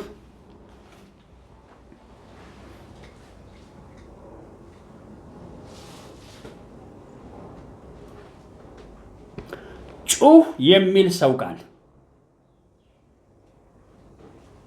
ድርብ ሰረዝ አገኛችሁት? ትንቢተ ኢሳይያስ 40 እዚህ ጋም ጌታ ፈቅዶ ያላችሁ ያው የተነገረው ቃል ምን ይላል? ይጸናል። ከምን ተመልሰ ከሪ ወደኋላ ሪባክ የሚያደርገን የታባቱ ሪዋይንድ አናረግም። እንዲህ ልበለው። ሪዋይንድ የሚለው ቃል በደንብ ታውቁታላችሁ። ካሴት ላይ ምን ሪዋይንድ የሚል አለ። ህይወታችን በኢየሱስ ስም ሪዋይንድ አይሆንም። ወደኋላ ነገር አይ በኢየሱስ ስም ፎርወርድ ብቻ። አሜን። ላምብፍ ጩህ የሚል ሰው ቃል ጩህ የሚል የእግዚአብሔር ልጅ ቃል እንበለው። ጩህ የሚል የመልአክ ቃል የፈለግነው መውሰድ እንችላለን። የምንፈልገው ምንድነው? ሰው እንዲጮህ ጩህ የሚለው ሰውየው ጩህ የሚል ሰው ቃል ምን ብዬ ልጩህ? ይሄ ደግሞ ነብዩ ነው። ምን ብዬ ነው የምጮኸው? ምን ብሎ እንዲጮህ ነው የተፈለገው? እግር ሲሄዳል። አሜን። እቺ ታውቃላችሁ፣ ሌሊት የተሰጡኝ መልእክቶች ጋር ስገባው እግር ሲሄዳል። ያ የመጀመሪያው የግድ ምናችን መመለስ ስላለበት ነው። የመጀመሪያው ስብከት ከሌለ ወደዚህ ራነ ነው። አሁን ባንዴ እግሩ ሮጠ። በኢየሱስ ስም ምን ብዬ ልጩህ ያለው ቃል ዛሬ ይሰራል። አሜን። እናንበቡ። ስጋ ለባሽ ሁሉ ሳር ነው። በሞንድ የሚባል ስብከት መጣ። ስጋ ለባሽ ሁሉ ምንድን ነው? ሳር ነው። ሰው ጉንዳን ነው ይላል ዳዊት። ለምን ሲያይ ምንም አቅም የሌለ የዛኛው ዓለም ፍጥረት ትልልቅ መሆናቸውን ሲያይ በቃ ከአንዳንዴ ደግሞ ክቡር ሰው ሆይ ምን ሆንክ? እንስሳ ሆንክ። አንድ ቦታ አያውቁም አያስተውሉም። በምን ይሄዳሉ? እዚህ ጋር ደግሞ ጉድ ነው። ጮህ ምን በየልጮ ሲል ስጋ ለባሽ ሳር ነው። ሳሩ ብቻ ደግሞ ዝናህን እስቲ እናወራለን። የኔ ዝናኛ እናንብብ። ስጋ ለባሽ ሁሉ ሳር ክብሩም ሁሉ አይዝና ጉዱ ፈላ። ክብሩም ሁሉ እንደ ምድረ በዳ አበባ ነው። የምድረ በዳ አበባ ታውቃላችሁ። ምድረ በዳ ላይ ውሃው መሬት ቅርብ ስለሆነ በጣም አበባው ያምራል። ግን አበባ ያ ሁሉ ሙቀት መሃል ለጥቂት ጊዜ ታይታ ምን ትላለች? ትጠፋለች። እናንተ ሰዎች ሪባክ ያደረግነውን እናገርና ቀጥሎ የማን ቃል ይጸናል? ይህ አሁን የሰማናቸው ግርግሮችን እንዳትሰሙ። ስጋ ለባሽ ሳር እንደሆነ የዚህ ዓለም ነገር እና ይሄ የተሸነፈ ሰማይና ምድር የሚያንቀሳቅሰው ነገር ሳር ነው። የሳር ምንድን ነው? አበባ ነው። የማንን ቃል ማሸነፍ አይችልም? እግዚአብሔርን ቃል። እንዲህ ያለው አንዳንድ ሰው ይኸውላችሁ እዚህ ጋር ነገር ተጠምጥሞበት ይፈታ። የማን ቃል ይበልጣል? ስሙት ቀጥሎ የሚለው የእግዚአብሔር እስትንፋስ ዛሬ ልና ነፍስ ነው። የእግዚአብሔር ነፋስ ሆይ ምን በል ተነስ፣ ወይም ተነስና ንፈስ ልንል ነው። በኢየሱስ ስም ይንፈስ። ሲነፍስ ሳርና ሳራ የክብሬ የተባለ አሁን ይወራል። ከእስራኤል ጀምሮ በጣም የሚማት የማይታየውም የሚታየውም ዓለም የጌታ ነፋስ ሊነፍስ ነው። የእግዚአብሔር ቃል ይጸናል። የተነገረልን አይፈርስም። እናንተ ከዛ ያየው ተራራይ ሪባክና ይሄንን አንድ ላይ ያያይዘ ነው የመጀመሪያውን ጸሎት መንጸል የገባችሁ ይመስለኛል። እስማ አሜን። እባካችሁ በስጋ ለባሽ የተንቀሳቀሰ ማንኛውም ታላላቅ ነገር የሚል ነገር ሁሉ ዛሬ ምን ሊነፍስበት ነው? ነፋስ። የእግዚአብሔር የመንፈስ ነፋስ ምን ሊያደርገው? ሊያለመልመው ነው እንዴ? ሊያደርቀው። ምክንያቱም የእግዚአብሔርን ሪቫይቫል የሚታገል ነገር በሙሉ ይደቃል። ከፍ ልንል ነው። ምክንያቱም የዓለም ኢኮኖሚ እንዲሆኑ ወደዚህ ሆኖ የሚባለው ከፍ ያለ ቦታ ላይ ዛሬ ይላል። ተራ በስሪ ዳይሜንሽን የነበረው እግዚአብሔር እንኳን እንዲህ ያለው ሙሴ ወሩም ሙሉ ምን ይበላሉ? እንዴት ይበላሉ አለው። እጅ አጭር እንደሆነ አሁን ታያለህ አለው። ከዛስ የእግዚአብሔር ነፋስ ብሎ ቀይ ባህር ምን ላይ ባህሩ ላይ ነፈሰ። ምኖቹን ይዞ መምጣት ጀመረ። እንዴት እንዳዋከባቸው ሌላ ሰው ጥሩ ያስቀምጠዋል። የሁሉ ህዝብ የሚበላው ለወር በሙሉ መቼስ ከዛ በአንዴ አይገኝም። ምን እያለ ነው? እየበረሩ ሳይወልዱ አይቀርም ማለት። አንዳንዱ እየበረሩ ሳይወልዱ ጫጩትን ታቀፉ ሳይወለድ ያ ሁሉ አንድ መንገድ አንድ ቀን ተኩል መንገድ ስንት ክንድ? 2 ክንድ የሆነ ዶርፎች ወደቀ ይላል። ድሮ የሁሉ ዱፉጭ ነበረ እንዲህ በቀይ ባህር ላይ። ኒኮ ከአይምሮዬ በላይ ነው። እግረኛው 600,000 ሚስቶች አሉ። ከዛ ምን አለ? ልጆች አሉ። ወሩም በሙሉ የሚበሉት እኔ እያባዛቸው ካላመጣ በምን ሊሆነች ግን ኋላ እየተነዱ መጡና ዙሪያውን በሙሉ ሲጥላቸው በአክሮባት ነው እንዴ ነው የጣላቸው። ዙሪያውን በሙሉ ከበባቸው። ታዲያ እንዳትረሳ ከንቱ እንደዚህ አይነት የኩነኔ ልመና እናንተ በረከቱ ነው የምታዩት አይደለ? እግዚአብሔር ይገስጸውና ሰፈሩ ምን ሆነ ይላል። ማን ነው የሚነግረኝ? ገማ ይላል። እየበሉ ተቆጥቶ የገደላቸው ብቻ ሳይሆን ሰፈሩ ገማ ይላል። እግዚአብሔር ከግን በረከት ይጠብቃል። የሚገማ በረከት አለ። ሰዎች አይመስላቸው እንዴት በረከት ሊገማ ይችላል? ይሄ ነው ችግሩ። ክርስትና ለዚህ ነው ፈተና የሆነው። ያ ሁሉ ድፉጭ መጥቶ ሆዳቸውን እየቀደዱ የሚችሉትን ሰበሰቡላል። ሌላው ምን ይሆን? በበረሃ ያለ ትኩስ ስጋ ምን ይሆናል? ይሸት ወዲያው ተላ። ከዛ ጥለው ሳይሄዱ ይቀራሉ። በረከቱን ጭምር የሚችሉትን ሲበሉ እግዚአብሔር ተቆጥቶ የቀሰፋቸው ምን አይነት አስቸጋሪ የኩነኔ በረከት ይባላል። የብርሌ ቅባት ያለ እግዚአብሔር ዘመን መና እየበሉ ባሉበት ስለጠየቁ እግዚአብሔር ምን ዛሬም ይውላችሁ አትስቁ። ሲኛ ጌታ ትልቅ ነው በሉ። ምንም አንሰጋም። አሁን የምንፈልገው ከፍ ያለችው የማን ክንድ? የእግዚአብሔር ክንድ ሆይ ተነስ። ምን ልበስ? ሪባክ ካረግንበት እንለቅልና ሪባኩን ትተን የእግዚአብሔር ክንድ በላያችን ይሆናል። የምንሰማው ሳር ነው። የሳር ምንድን ነው? የማን ነፋስ ይመተዋል? አብረን እናንብና ያየሁትን ራእይ ያስቀምጣለሁ። የእግዚአብሔር እስትንፋስ ይነፍስበታል፣ ሳር ይደርቃል፣ አበባውም ይረግፋል። በእውነት ሕዝብ ሳር ነው። አይ ፉከራ። አሜን አሜን። ይህን አምላክ ባይኖረን ኖሮ ምድረ ጠንቋይ እኮ አፉን ይከፍትብን ነበር። እስቲ አሜን። በመዋሉ ድንቀኛ ሞረቴ ጴንጤዎች ዘመናቸው ደረሰ። እሺ ያ ሁሉ ሰው አንገት እየቆለመሙ እንደፈለገ ሲጫወቱበት የነበረ የት እንደሚገቡ ናቸው። በጽድቅ የሚሰራ ኢየሱስ ዛሬም አለ። የሰባቱ የሺያ ቤተክርስቲያናቶች ላይ ራሱ ነው ኢየሱስ የመጣው። በመቅረዞቹ መሃል ወርዷል። የግድኛ ስለሰበክ ነው ሳይሆን ወርዷል። እኛ ሌላ ነው እንትናንም ለመኮንን ለማጽደቅ ሳይሆን የሚያጸድቅም የሚኮንነው እግዚአብሔር ወርዷል። ሊሰራ ባለው መሃል አንተ የፈለግከውን ብትል ምንም ለውጥ አታመጣም። እግዚአብሔር በነፋሱ ሳሩንም አበባውንም ምን ያደርጋል? ሳሩ ይደርቃል፣ አበባው ይበተናል። ላምብብ ሳሩ ይደርቃል፣ አበባውም ይረግፋል። የአምላካችን ቃል ግን ለዘላለም ምን ሆኖ ይኖራል? ያንን ሁሉ አሸንፎ ምን ሆኖ ይኖራል? ወገኖች ሁለት ራእይ ላስቀምጥ ነው። አንዱ ከብዙ ሪባኮች መካከል ዓለማችን ላይ ምድር ስትሰነጣጠቃየው ከዚህ ምንድን ነው ስል ድሮ ትዝ ይላቸው በኢህአዴግ ዘመን አዲስ አበባን ለኦሮሞ ክልል ሊሰጡ ከናዝሬት ሲያመጧቸው ስትሰነጣጠቃየው የኢትዮጵያ አስተዳደር ካለበት የአስተዳደር ቦታ ለዛ ሊሰጥ ነው አለ። ባህር ዳር መሄዴን አቆምኩና ጸለይ። ያው ነገሮች ፈራርሰው ቀሩ በዛ። አሁን ደግሞ ከዓለም ዳርቻ ኢትዮጵያ ውስጥ ምን ሊመጣ ነው? ካለን ችግር ሌላ ሊሰነጣጠቅ ነው። አንተ አፍን ከፍተህ ጠብቅ። የእኛ ጌታ ጣልቃ ይገባል። ለምን? ያን ጥፋት ነው። ከዛስ የህግ ተሰነጣጥሮ ሰው ሁሉ መቸገር ሲጀምር ልክ ሰው መፍትሄው ምንድን ነው? አንተ ሲተኮስ መሮጥ አይደለ? ልክ ችግር ሲከፋ አሁንም እላችሁ ክንድ አቅማቶ ከሳሽ ጠንክሮ ይህንን ረሃብ ከሩቅ አገርም ጭምር ዶላር ወርቅ ምናምን እየጨመረ ይሄዳል። ቤንዚን እየጨመረ ሲሄድ ሁሉ ነገር ይከብድና ሰው ሊፈራርስ ባለበት ጴንጤዎች ተሰብስበው እንዲህ ሲሉ አየሁ። በሞት ሊጀመር ነው ስብሰባ። ምን ይላሉ? ምሽግ እንግባ፣ ምን ለውጥ ልናመጣ ምሽግ እንግባ ብለው ሪባክስ ያደረጉ አየሁ። ምሽግ መግባት ጥሩ አይደለ እንዴ? እግዚአብሔር ስራ ወጥቷል በለው። የት አይፈልግህም አንተን ሪባክ አድርገህ የት ጾም ጸሎት ብለህ የምትገባውን እዛ አስቀምጥልን። እኛ ጾም ጸሎት አንገባም። ይህ ዘመን የሥራ ዘመን ነው። የጸሎት ዘመን አለ፣ የምን ዘመን አለ፣ የምን ዘመን በሙ አለ። ኢየሱስ የሥራ ዘመን ስለሆነ 12ቱን ሊሾም ሌሊት ሲጸልይ ያድራል።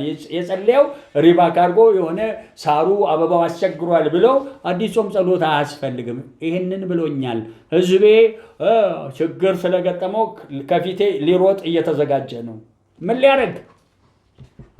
ጾም ጸሎት ሊያውጅ። ትሰማላችሁ አሁን በየቲክቶክ እንትኖቹ ላይ ዲሾቹ ላይ ለምን ኑሮ ከፋ ብለው የጾም ጸሎት አዋጅ። ደግሞ ጾም ጸሎትን የሚቃወም ቸርች መጣ እንዴ? ሪባክ ነው። ወደኋላ ምን ማለት ነው? መመለስ ነው። ኢየሱስ 40 ቀንና ሌሊት ቆየ፣ አገልግሎት ጀመረ። ነፋስ ይመጣል፣ ምን ይመጣል፣ ሪባክ ያደርጋል እንዴ? ቆስ ያቺን የ40 ቀን ልድገማት ይላል እንዴ? አይልም። ኢየሱስ ያው ይገስጻል ይለዋል። አንተ ሰው ድል የምንነሳበት ሰዓት አሁን። ስለዚህ የነፈሰው ነፋስ የእግዚአብሔር ነፋስ ይጠርገው ዘንድ ያልፋል። ስለዚህ አደራችሁ ምሽግ እገባለሁ ሲል ጌታ ይባርክ፣ እንኳን ተገለጠን ሂድ አንተ። እኔ ግን ወደ ማን ስራ ነው የምገባው? ከየቱ ከምኑ የተነሳ አሁን ከምለው የምን መሰንጠቅ የምድር መሰንጠቅ የተነሳ ችግር ለመውጣት ከችግር ለመውጣት የጾምና የጸሎት ችግሩን የምትገስጽበት ሰዓት ነው። አንድ ቃል አንብና የመጀመሪያውን እንጸልይ። እችን ሬማ አድርጋችሁ ያዙልኝ። ኢሳይያስ 27 አብሶ እዚህ ያላችሁ እዚህ አዳዲሶቹ ጠቅም አድርጋችሁ እችን ብትይዙልን ይሄ ሬማችን ነው። አሁን ለዘላለም ምን አይልም የሚለው ማነበው እዚህ ኢሳይያስ የተነበየውን በፓስቴንስ ነው። የዛሬ 2000 ዓመት ጸጋ ከፍሎ ጨርሷል። ሰንበት ረፍት ውስጥ ከቶናል። ይሄንን ሆኖ በዚህ ቋንቋ ማስቀመጠው በዚያ ቀን ይለዋል። ያ ቀን አሁን ነው። ለተወደደ ይህን ቦታ ተቀኙለት። የምታነቡልኝ ወይም እኔ የማነብላችሁ በዛሬ ቀን ለተወደደው የወይን ቦታ ተቀኝቻለሁ። ተቀኙለት አይደለም፣ ተቀኝቼለታለሁ። ተፈጽሟል። እኔ እግዚአብሔር ጠባቂው ነበርኩ ነኝ አይደለም። ሁልጊዜ ሳጠጣው ነበር። ለምን? ጠጥቶ የነበረ ነገር አፍርቷል አላፈራም? ማንም እንዳይጎዳው በሌሊት በቀን ጠብቀዋለሁ። በሌሊትና በቀን ምን ብያቸዋለሁ? ጠብቂያቸዋለሁ። በምኑ ዘመን? ሳርና ሳር አበባው ዝም ብሎ እንደ ጉራውን ከነክብሩ ሲነዛ በዛ ዘመን ጠብቄ ጨርሻለሁ። ምን ላረግ ነው አሁን? ላፈራ ነው። የፈራውን ሊገልጥ እግዚአብሔር አብሮናል። ልቀጥል። አልቆጣም። እሾህና ክሩች በእኔ ላይ ምን ነው በሰልፍ በነበሩ ወይም ነበሩ። መቼ? ድሮ። ስሙት። በእነሱ ላይ ተረማምጄ በአንድነት ባቃጠልኳቸው ነበር የሚለው በነስቼ በአንድ ላይ ምን ብያቸዋለሁ? አቃጥያቸዋለሁ። እስቲ እሾህና አሜከላ ተቃጥሏል በል። በቤታችን በውጭ። ይሄ ቅድም እምላችሁ ቅድም ባለፈው ተሰብሮ ዛሬም ደገመ። የወደቀ ጥቁር ሰው ወድቋል። ስለዚህ አሁን ደግመን ሪባካ እናረግም። ደግመን ደግሞ ምን ውስጥ አንገባም? ጾምና ኢየሱስ በነገራችን ላይ ጾም ጸሎቱን ከጨረሰ አንድ ቀን ሪባካ አድርጎ ያውቀዋል አሰራር። አልዓዛር ታሟል። እስቲ ጾም ጸሎት አንዴ እሱ አንድ ላይ እንጸልይ ሃሌሉያ አለ እንዴ። እስቲ ሪባካ ያረግንበት በቃ እግዚአብሔር አብሮት ነው። ጠርቶ ጨርሷል። ስለዚህ የታኖራችሁት ሰውዬ ሊያስነሳው ይችላል ይሁን ወደ ላይ አለና አምላኬ እለምንሃለሁ አለ እንዴ። ትልቁ ፈተና ቆይላችሁ ክርስትና ሪባክ በጣም አለው። እኔ ገብቶኛል። ብዙ ክርስቲያኖች ከኛ ጭምር በጣም ለብዶብናል። ሪባክ የሚባል ወይም እንዲስተካከልልን የሚያስፈልግ የየቀኑ ልምምድ አይደለም። ቋሚ ክርስትናዎች አሉ። ሁልጊዜ እግዚአብሔር በማደሪያ ላይ ነው። እስቲ አሜን። ትላንትም እንደዛው ነው እናመሰግነው። መቼ? ዛሬም ለዘላለም ነው። የእግዚአብሔር የጸጋ ዙፋን ማንነት የልጁ የመንፈሱ ይሄ ሁልጊዜ ከኛ ጋር ለዘላለም የመስቀሉ ስራ ያው ነው። ትላንትም ዛሬም ሁልጊዜ ትንሣኤና ኪዳኑ ለዘላለም። ግን በአንድ ጉዳይ በዘመኑ መካከል ለዚህ ትውልድ ተነስቻለሁ ከማደሪያ ወጥቻለሁ ካለ ወዲህ እንደገና አታስወጣውም። ሪባክ አታረግ። ሪባክ መንፈስ አይቼ ነው ዛሬ የተናደድኩት። እባካችሁ የምስራች እሾህና አሜከላው ተነስቷል። የለም አሁን ዘልቀ ሂድ፣ ሳርና አበባውን አትፍራ። ንፋስ ዛሬ አውጥተናል። የማን ክንድ ወጥቷል? ይሄ በቀኝ እነ ጳውሎስን የከሰሰ ሰይጣን በእኛ ላይ አንዳች ሊከሰን አይችልም፣ ሊያሰናክለን አይችልም፣ ሊቃወመን አይችልም። ከምናችን በታች ነው። ለምን? የሪቫይቫል ዘመን ስለሆነ ያንን ፍርድ በላዩ ላይ ተሰጥቶታል። ላምብ እንዲህ ይላል ቀጥሎ ወይም ጉልበቴን ያዝ። እስቲ ጉልበታችንን ይዟል በሉ። ከኛ ጋር ሰላም አድርጓል በሉ። ከኛ ጋር ሰላም አድርጓል በሉ። በቃ እሾህና ክሩች እምቢ ያለው ጠርቆታል። ሌላው እሺ ብሎ ተመልሶ ከማን ጋር ተስማምቷል? ከእግዚአብሔር ጋር። እኛን ለምሳሌ እንጂ እሱም ነው። ቀጥሎ ስሙት። በሚመጣው ዘመን ሲል በአሁኑ ዘመን ያዕቆብ ስር ሰዷል። ለምን? የሰደደው ነው የምንገልጠው እንጂ ምን ያለውን አይደለም። ገና የሚመጣ አይደለም። አደራ ሪባክ ተነስቷል። ቀጥሎስ አንሰማችሁ? ሳር አበባው የወጣው ንፋስ ጠርጎታል። የማን ቃል ለዘላለም ይኖራል? ይህም ሰብክላችሁ በፓስቴንስ ይባላል። በቀደመ ትክክለኛ ጸጋ አክቹዋሊ ቀድሞም ሰርቶታል። እንደው በመጽሐፍ ቅዱስ ላይ ለንበባችሁ እንጂ ቀድሞም ሰርቷል። አንዳንድ ጥሩ የእምነት ሰዎች ይውላችሁ ከዚህ ዓለም ሄዱና አንዳንዴ ስለ እምነት ኢየሱስ ሲያናግራቸው ግራ ይገባቸው። ኢየሱስ ሁሉ ነገር እንዳበቃ ነው የሚናገረው። ስለ ትንቢት ስጦታ ሊያስተምረኝ መጥቶ አንዳንዴ ሰይጣን ሲዋጋኝ ዝም ይለዋል። እኔ ስገስጸው ሄደ ምን ነው ስለ ድሮም መትቼልሃለሁ። ያ ትንቢቱን በመሆን የሚነገር ድሮም እየተሰጠ ነው። ድሮም መገለጥ አለን በሉ። ድሮም እውቀት አለን በሉ። ድሮም ኃይል አለን በሉ። ያንን ማንቀሳቀስ ነው ያልቻልነው። ለማንቀሳቀስ መመራት ያም አንዳንዴ ቡክ ይደረጋል። ቡክ መደረግ ነው ያቃተን። ቡክ ግን ድሮም አለ። ልጨርስ። ያዕቆብ ስር ሰዷል። እስራኤል አብቧል፣ አጨብጭቧል። ፍሬውም የዓለምን ፊት ሞልቷል። እባካችሁ የጸና እግዚአብሔር ቃል ተዘርግቷል። ሺህ ጊዜ ሙሴ ላይ ፈርዖን ቢጫጫው እንዳላሸነፈ የዓለማችን ላይ እናንተ ይውላችሁ ምናልባት ከልጅ ስለሆናችሁ ዓለም ላይ ጦርነቱን እኔ እሱ ብቻ አይደለም ማወራው። አንዳንዴ ራእይ ዓለም ስትሄድ ጨለማ ሰው እንትኖች ያደርጋሉ። የሰነሱ ሰራተኞች በራእይ ዓለም ምን ይላሉ? ጨርሰናል፣ እኛም አሸንፈናል ይላሉ። እነሱ የእምነቱን ዓለም ያውቁታል፣ የጨለማው። እኛ ግን የማንን አናውቅም? የእግዚአብሔርን ስለማናውቅ አንድ ምን እንላለን? ሪባክን ሁለተኛ እንዳትረሱ። ሳርና የሳር ክብር ያላቸውን ሰዎች ሲነሳሱ የሚያሸንፉ ጠንቋይም ሊሆን ይችላል። ያንተ አምላክ ግን ቃሉ ለዘላለም ጸንቶ ያፈራ ስር የሰደደ አጀብጅቦ ውጤት የሚሰጥ ክብር ቀድሞውን ወጥቷል። ያን ክብር ማስፈጸም ቆመ ያንተ ነው። ከዚህ ወልገድ ካልክ ነግሬሃለሁ፣ ነገር ይበላሻል። እዛው ላይ እንጸልያለን። እሺ እንጸልይ። በጊዜ ቃል ሆነ ዛሬ መቼስ እዚህም ያላችሁ ጥቂት ደቂቃ ዓለማችን ላይ ያለውን ነፋሱ ይምታው፣ ሳሩ ይመታ፣ የሳር አበባ ይወድቃል። ያ ያበበው የእግዚአብሔር ሐሳብ የእግዚአብሔር ወይን ብቻ ምድርን ይሞላል። ፍሬውን የያዘ የእግዚአብሔር ስር የሰደደ ዓለምን የሞላ እሱ እንዳይሆን ደግሞ ሪባክ ሊያደርገን የሞከረ አሁን የምንሰማቸው ጦርነቶች ከላይ ደግሞ ራሱ እቅዱን ይዞ የወጣ ጨለማ ይኖራል፣ ይቆማል። የማይታየው ዓለም ይቆማል፣ ይሄኛውም ይቆማል። ሳሩም የሳሩም አበባ አብሮ ይመታል። እንዲያየው ቀጥሉ። እናንተ እድል ልስጥ። እናንተም እዚህ መጸልዩ እስቲ ትንሽ ጸልዩ። የመጀመሪያ ታላችሁ ባዶነት አለው ዛሬ ይሞላል። ባዶነት ይሸነፋል። ሸለቆ ማለት ነው። በቃ ይነሳ በኢየሱስ ስም። አንተ የነፈስክ የችግር መንፈስ በጦርነት ሰበብ አሁን ዓለም ላይ ቤንዚን በማስወደድ ዶላርን ከዛ ወርቅን ከዛ እችን መስኪን ምድር እጇን ልትነቅል የፈለክ እኛ ሪባክ አላረግንም። በኢየሱስ የሪባክ መንፈስ ይመጣ። ኢየሱስ ወደ ኋላ የሚያስመልስ ወደ ኋላ እንደገና ለአዲስ ጾምና ጸሎት የሚል መንፈስ ይመጣ። ኢየሱስ ወደ ኋላ የሚጎትት በሙሉ ሲጎትት ያየሁት የቅዱሳን እዚህ ከኋላ ጎትቶ ሊወስድ የፈለገ ይነሳ። እግዚአብሔር ሆይ የክብር ዘመን ላይ መክበር ነው። የድል ዘመን ላይ ድል ነው።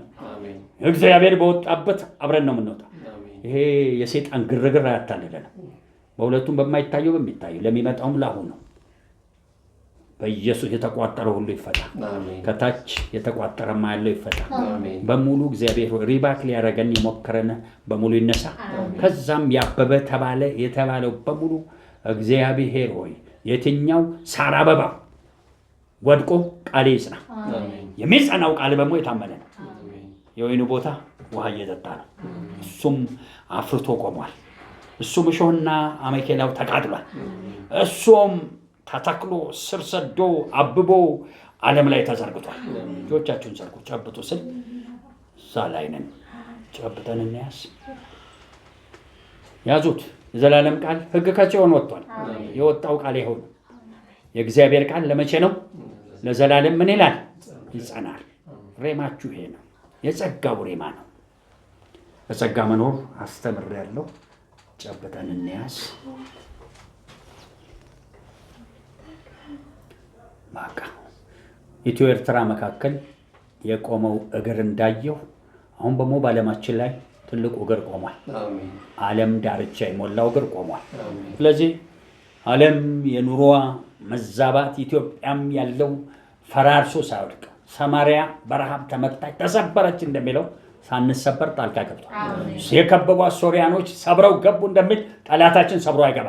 ይልቁኑ ተበቅለነው አልፈን እሾህና አሜኬላው ተቃጥሏል። ተበቅለን አልፈን ነፍሳቶች ይድኑ ዘንድ ወጥተናል። የእግዚአብሔር ሰማይና ምድራዊ በረከት ከነ አጥሩ ከነ ክብሩ አብሶ ፎርዝ ዳይሜንሽኑ በላያችን ላይ እኛ የቆሙ እግሮች አሉ። ተመስገን። ጸበጥ በደም ከልባችን ላይ ደስታ ዘይት አለ። ፋሲካ ነኝ። ፋሲካችን ቆሟል። የታጠቁ ሰራዊቶች ሲሯሯጡ ያለ እዛ ይሯሯጡልን። መለኮቱ ይሂድ። ይሄው ቅባት በኢየሱስ የትኛውም አህጉር ውስጥ ይግባ፣ እስር ቤት ይግባ፣ ሆስፒታል ይግባ፣ የትም ይግባ። መቀመጫቸው ባለስልጣን ነን ያሉ ክብር አለን ያሉ ባለጠጋ ቤት ገንጥሎ ይግባ። ገንጥሎ የሰሩት ግንብን ሁሉ ገንጥሎ ይደፍ። የሰሩት አማልክት ካላቸው ዛሬ ላስፈርድ ነው። ጨብጡና ያዙ። የእነሱን አማልክት የሰኞ አማልክት የአርብና የምናምን አማልክት የልደታ ይሉታል የአንድ የ99 በኢየሱስ ስም አማልክት ሁሉ ይሰባል። የስ አማልክት የመሸገውን ሰበር በቤታችን በሞ የአምላካችንን ቤት የግል ያደረጉ አመጻቸው ከቦ ያዘ መጎናጸፊያቸው ይመጣ። የስ በነቀፋና በኮነኔ የተተከሉ ነገሮች ሁሉ ከስፍራው ይነሱ። በአልተቀደሰ መልኩ ቤታችን ላይ ያለ አስተምርቶ ኑፋቄ በሙሉ እሳት ይብላ በኢየሱስ ስም። ይሄ ፍሬ ያፈራ ክብር ሳርና የሳር አበባው ተጠርጓልና ተመስገን። ለዘላለም የሚኖረው የዘላለም ደህንነት ያለው ወንጌል ከአብ ዘንድ የወጣው የእግዚአብሔር መንግሥት ክብር ከልጁ ዘንድ የወጣው ወንጌል ከቅዱሱ መንፈስ የወጣው ቤተ መቅደስ እንዲህ ያየው እናንተ የላሉ እጆች ባላው ወጣ የላሉ እጆች ሲጠነክሩ አየሁ። የሙሴ እጆች እንደጠነከሩ እንዲህ ይለኛል ብዙ ቅዱሳን እጃቸው ይጠነክራል። ብዙ መዳን ያቃታቸው ሰዎች ወደ መዳን ይመጣል። ብዙ እንዲህ ያለው ይህም መልእክት ነው ትክክል ነው ብሎ ሳይገባቸው አሕዛብም በራሳቸው መንገድ የሄዱ 3 መልእክት ነው። አቅም ያጣ በራሱ አቋም የነበረ እግዚአብሔር ጣልቃ ሲገባየው የራሳቸውን አቋም ሲያስነሳየው የደከሙትን ሲያበረታየው እንዲህ ያየው ኮምፓስ ይህ መንገድ የጠፋቸው መንገድ ሲመልሳቸው አለ። ጭብጥ አድርጎ ያዙ። ሁሉንም አሕዛብን ይሰብስብልን። መጽሐፍቱ የሌለን ሕግ ከጽዮን የእግዚአብሔር ድምፅ ከኢየሩሳሌም ይመጣ። አሕዛብ ሁሉ ወደሱ ምን ይላሉ? ይሰበሰባል። የእግዚአብሔር ቤት ተራራ በተራሮች ምን ላይ ራስ ላይ ቆሟል። በኮረብቶች ላይ ምን ብሏል? ይሄ አዲስ ኪዳን ጸጋ ነው።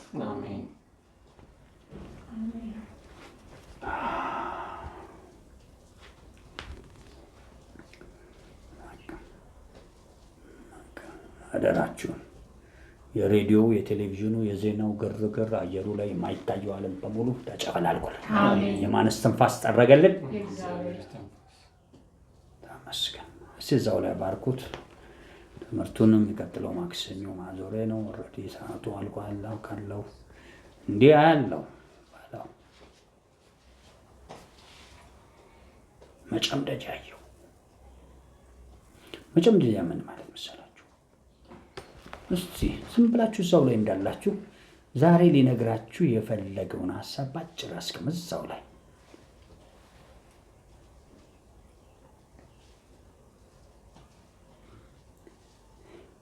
የምንኖርበትን የመግለጥ ችሎት ደግመዋለሁ። የምንኖርበትን የመግለጥ ችሎት ምን ማለት ነው? ብዙ የመረዳት ጸጋ፣ ብዙ የመንፈስ ጸጋም ሊኖር ይችላል። ብዙ የአገልግሎት በር ሊኖር ይችላል። ብዙ ፍሬም ይዘህ ይሆናል። ግን የምትኖርበትን የመግለጥ ምን ከሌለ ችሎታ ከሌለ አለቀል። ችሎታ ታውቃላችሁ የሌላቸው ብዙ ሰዎች አሉ። ስጦታ ነው። ይሄም ጊዜ ስለሌለኝ ብዙም አላነብም። ኢሳይያስ ላይ ይሄም ማለፊያ ምክር ከሚመክር ከማን ከእግዚአብሔር ዘንድ ነው ይላል። ይሄ አሁን ጨምድዶ ያዘኝን ለማስጣል ነው። እንዳላገለግል ጨምድዶ ያዘኝን ስላየ ነው። ይመጣ። አሜን። እዛው ላይ ሆኑ። እንግዲህ አሁን አደራ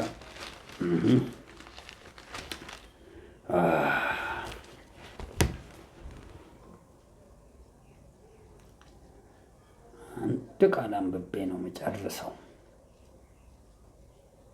አምላኬ ይህንን ሁሉ የሰበሰብነውን የምንኖርበትን የመግለጥ ችሎታ ዛሬ ውረድልን። አሜን። ዛሬ ውረድልን። ይህን ማለፊያ ምክር ከሚመክር እንደሚል ቃሉን ላነብ ነው። እዛው እንደቆማችሁ ይበቃናል። ተኩል ሆኗል። 2 ሰዓት ፈጀብኝ ማለት ነው። ያው ተኩል ነው የጀመርነው። ይበቃናል። እዚህም ያላችሁ ቃሉን ሳነብ ስሙ። ይሄ ስጦታ ይግባበት። ለምን ለነገ እናስተላልፈዋለን። አድምጡ ይላል ኢሳይያስ 28:23 ኢሳይያስ 28:23 አድምጡ፣ ድምፄንም ስሙ፣ ልብ አድርጉ፣ ንግግሬን ስሙ። በውኑ ገበሬ ሊዘራ ሁልጊዜ ያርሳልን? ቅድም እንደምለው ትዝ ይላችኋል። ሪባክ አያስፈልግም። ወይስ ሁልጊዜ እርሻውን ይገለግላልን? ጓሉንስ ይከሰክሳልን? ሁልጊዜ አያደርግም። እርሻውን ባስተካከለ ጊዜ ጥቁሩን አዝሙድ ከምኑንም ስንዴውንም በተርታ ገብሱንም በስፍራው አጃውንም በደረጃ የሚዘራ አይደለምን? ትክክል። ይህም ብልሃት አምላኩ ያስታውቀዋል ያስተምረውማል። ጥቁር አዝሙድ በተሳለ ማሄጃ አይኬድም፣ የሰረገላ መንኮራኩር ከምኑ ላይ አይዞርም። ነገር ግን ጥቁር አዝሙድ በሽመል ከምኑም በበትር ይወቃል። የእንጀራ እህል ይደቃልን? ለዘላለም አያኬድም። የሰረገላ መንኮራኩሩም ፈረሶቹን ምንም ቢያስኬድበት አያደቀውም። ይህን ደግሞ ድንቅ ምክር ከሚመክር የግብሩም ማለፊያ ከሆነው ከሰራዊቱ ጌታ እግዚአብሔር ምን ብሏል? ወጥቷል። በኢየሱስ ስም ችሎት ይውጣል። እዚህ ራሳችሁ ላይ ትንሽ ችሎት አይደለም እንደው በአጭር ብሰብኩም እንዲያ ያለው አንዳንዱ ሰው በሞ የሚገርማችሁ በምድራዊ ነው የሚያገተው። አስገራሚ እኮ እዚህ ቸርች የሚያስገርመኝ ይሄ ትልልቅ ሰማይ ነገር ታውቃላችሁ፣ ተራ ምድራዊ ነገር መግለጥ አትችሉ። ምድራዊ ይኸውላችሁ አሁን ኮመን ትምህርቶች አሉ። አሁን ሰውም እንዴት ማነጋገር ይቻላል እዚህ ይማራል። ትምህርቶች አሉ። እንዴት ይሰበካል ተብሎ የለም አንዱ ዛሬ ዓለም ላይ የሚያስተምሩ። አሁን አንዳንዶቻችሁ አቅም ችሎት የለም። አንድ ሰው መንገድ ላይ ስታገኝ እንዴት ነው ማናገር? ሰውየው በቃ ያስራችኋል። ያ ችሎት ዛሬ ይለቀቃል። አሜን። የቤት ሰው አትሆኑ። ምንድን ነው የሚባለው? የቤት ልጅ ነው የሚባለው። ለማታው ነው የቤት ልጅ። ስጆቻችሁ በቃ ወጣ። ይህም እኮ ዛሬ በተነ ስርዓት እንዳስተምረው ተናግሮኛል። ያው ቅድም እረኛዊ ተልእኮ ሁሉ ነገር ወጥቶ ሳለ ሁሉ ነገር የመግለጥ ምን ማጣት ችሎታ። ዛሬ ችሎታ ይሰጣል። በሚታየው ቤቱም በማይታየውም ችሎቱ እንዲሰራብን ይንቀሳቀሳል። ችሎት እንዲንቀሳቀስ ማለፊያ ምክር ከመከርክ ካንተ በላያችን ላይ እለፍ። በምድራዊ መጀመሪያ ያሳየኝ ሰው ማነጋገር እንኳ ሰው አንዳንዴ የማይችል እስኪገባው ድረስ አእምሮን ማስረዳት መቻል በኢየሱስ የችሎት ይግባ። ያው ጥድፍ ካላችሁ ጅብ እንደሚነክስ እዛ ትነክሳል። ዘን በላ ካንቀላፋ ጥሎ ይሄዳል። ምን ቦታው እሱ የችሎት ይብዛልን። ለተራ ምድራዊ ነው ያየሁት። መጀመሪያ እንደ ሰማይ ነው የምፈልገው። እግዚአብሔር ሆይ ሰማያዊውን ይዞ በምድራዊ ችሎት አድርጎ በመንፈስና በኃይል በመግለጥ እምነትን በእግዚአብሔር ላይ የሚያረግ የመግለጥ ችሎት ይጽናል። ለአንተ ክብር ብቻ ቅድሚያ ይሁን። ከዛ ለባልንጀሮቻችን በሙሉ ለጠፉትም ላሉትም እግዚአብሔር መዳን ይሁንልን። ተባረክ። ከፍ ከፍ በል።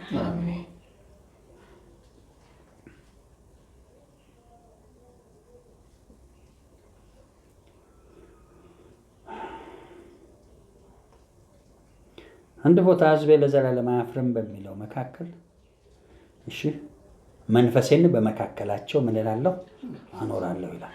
እስቲ አሜን። መንፈሱ ካለ ምን ይሰጠናል? ችሎታ። እናመሰግንሃለን፣ እናከብርሃለን። ጎንበስ። ክብር ለአብ ይሁን፣ ክብር ለወልድ ይሁን፣ ክብር ለመንፈስ ቅዱስ ይሁን። እልልታና ጭብጨባ። ሁለት ነገር ተሰጥቶናል፣ ችሎት ተሰጥቶናል። ተባረክልን። ክብርህን ጠቅልላን ተውሰድ። እግዚአብሔር ሆይ የነገ አምልኳችንን በዚሁ ተረከብልን። ነገን ብትፈቅድ ይሄ ሰራነውን ሌሊት በደንብ በሞ ሌላ ማይተን ዓለማችን ላይ የመጣውን እየሮጠብን ያለ የ2005 ጥፋት ወደ ደህንነት ስለሚለወጥ ተመስገን። በኢየሱስ ተባረኩ። የጌታ ጸጋ ከሁላችን ተባረኩ። ዝም ያላችሁ ያው ፕሮግራማችን ሌላውም ነገር ሁሉም ነገር እዛ ተጽፏል። ተባረኩ።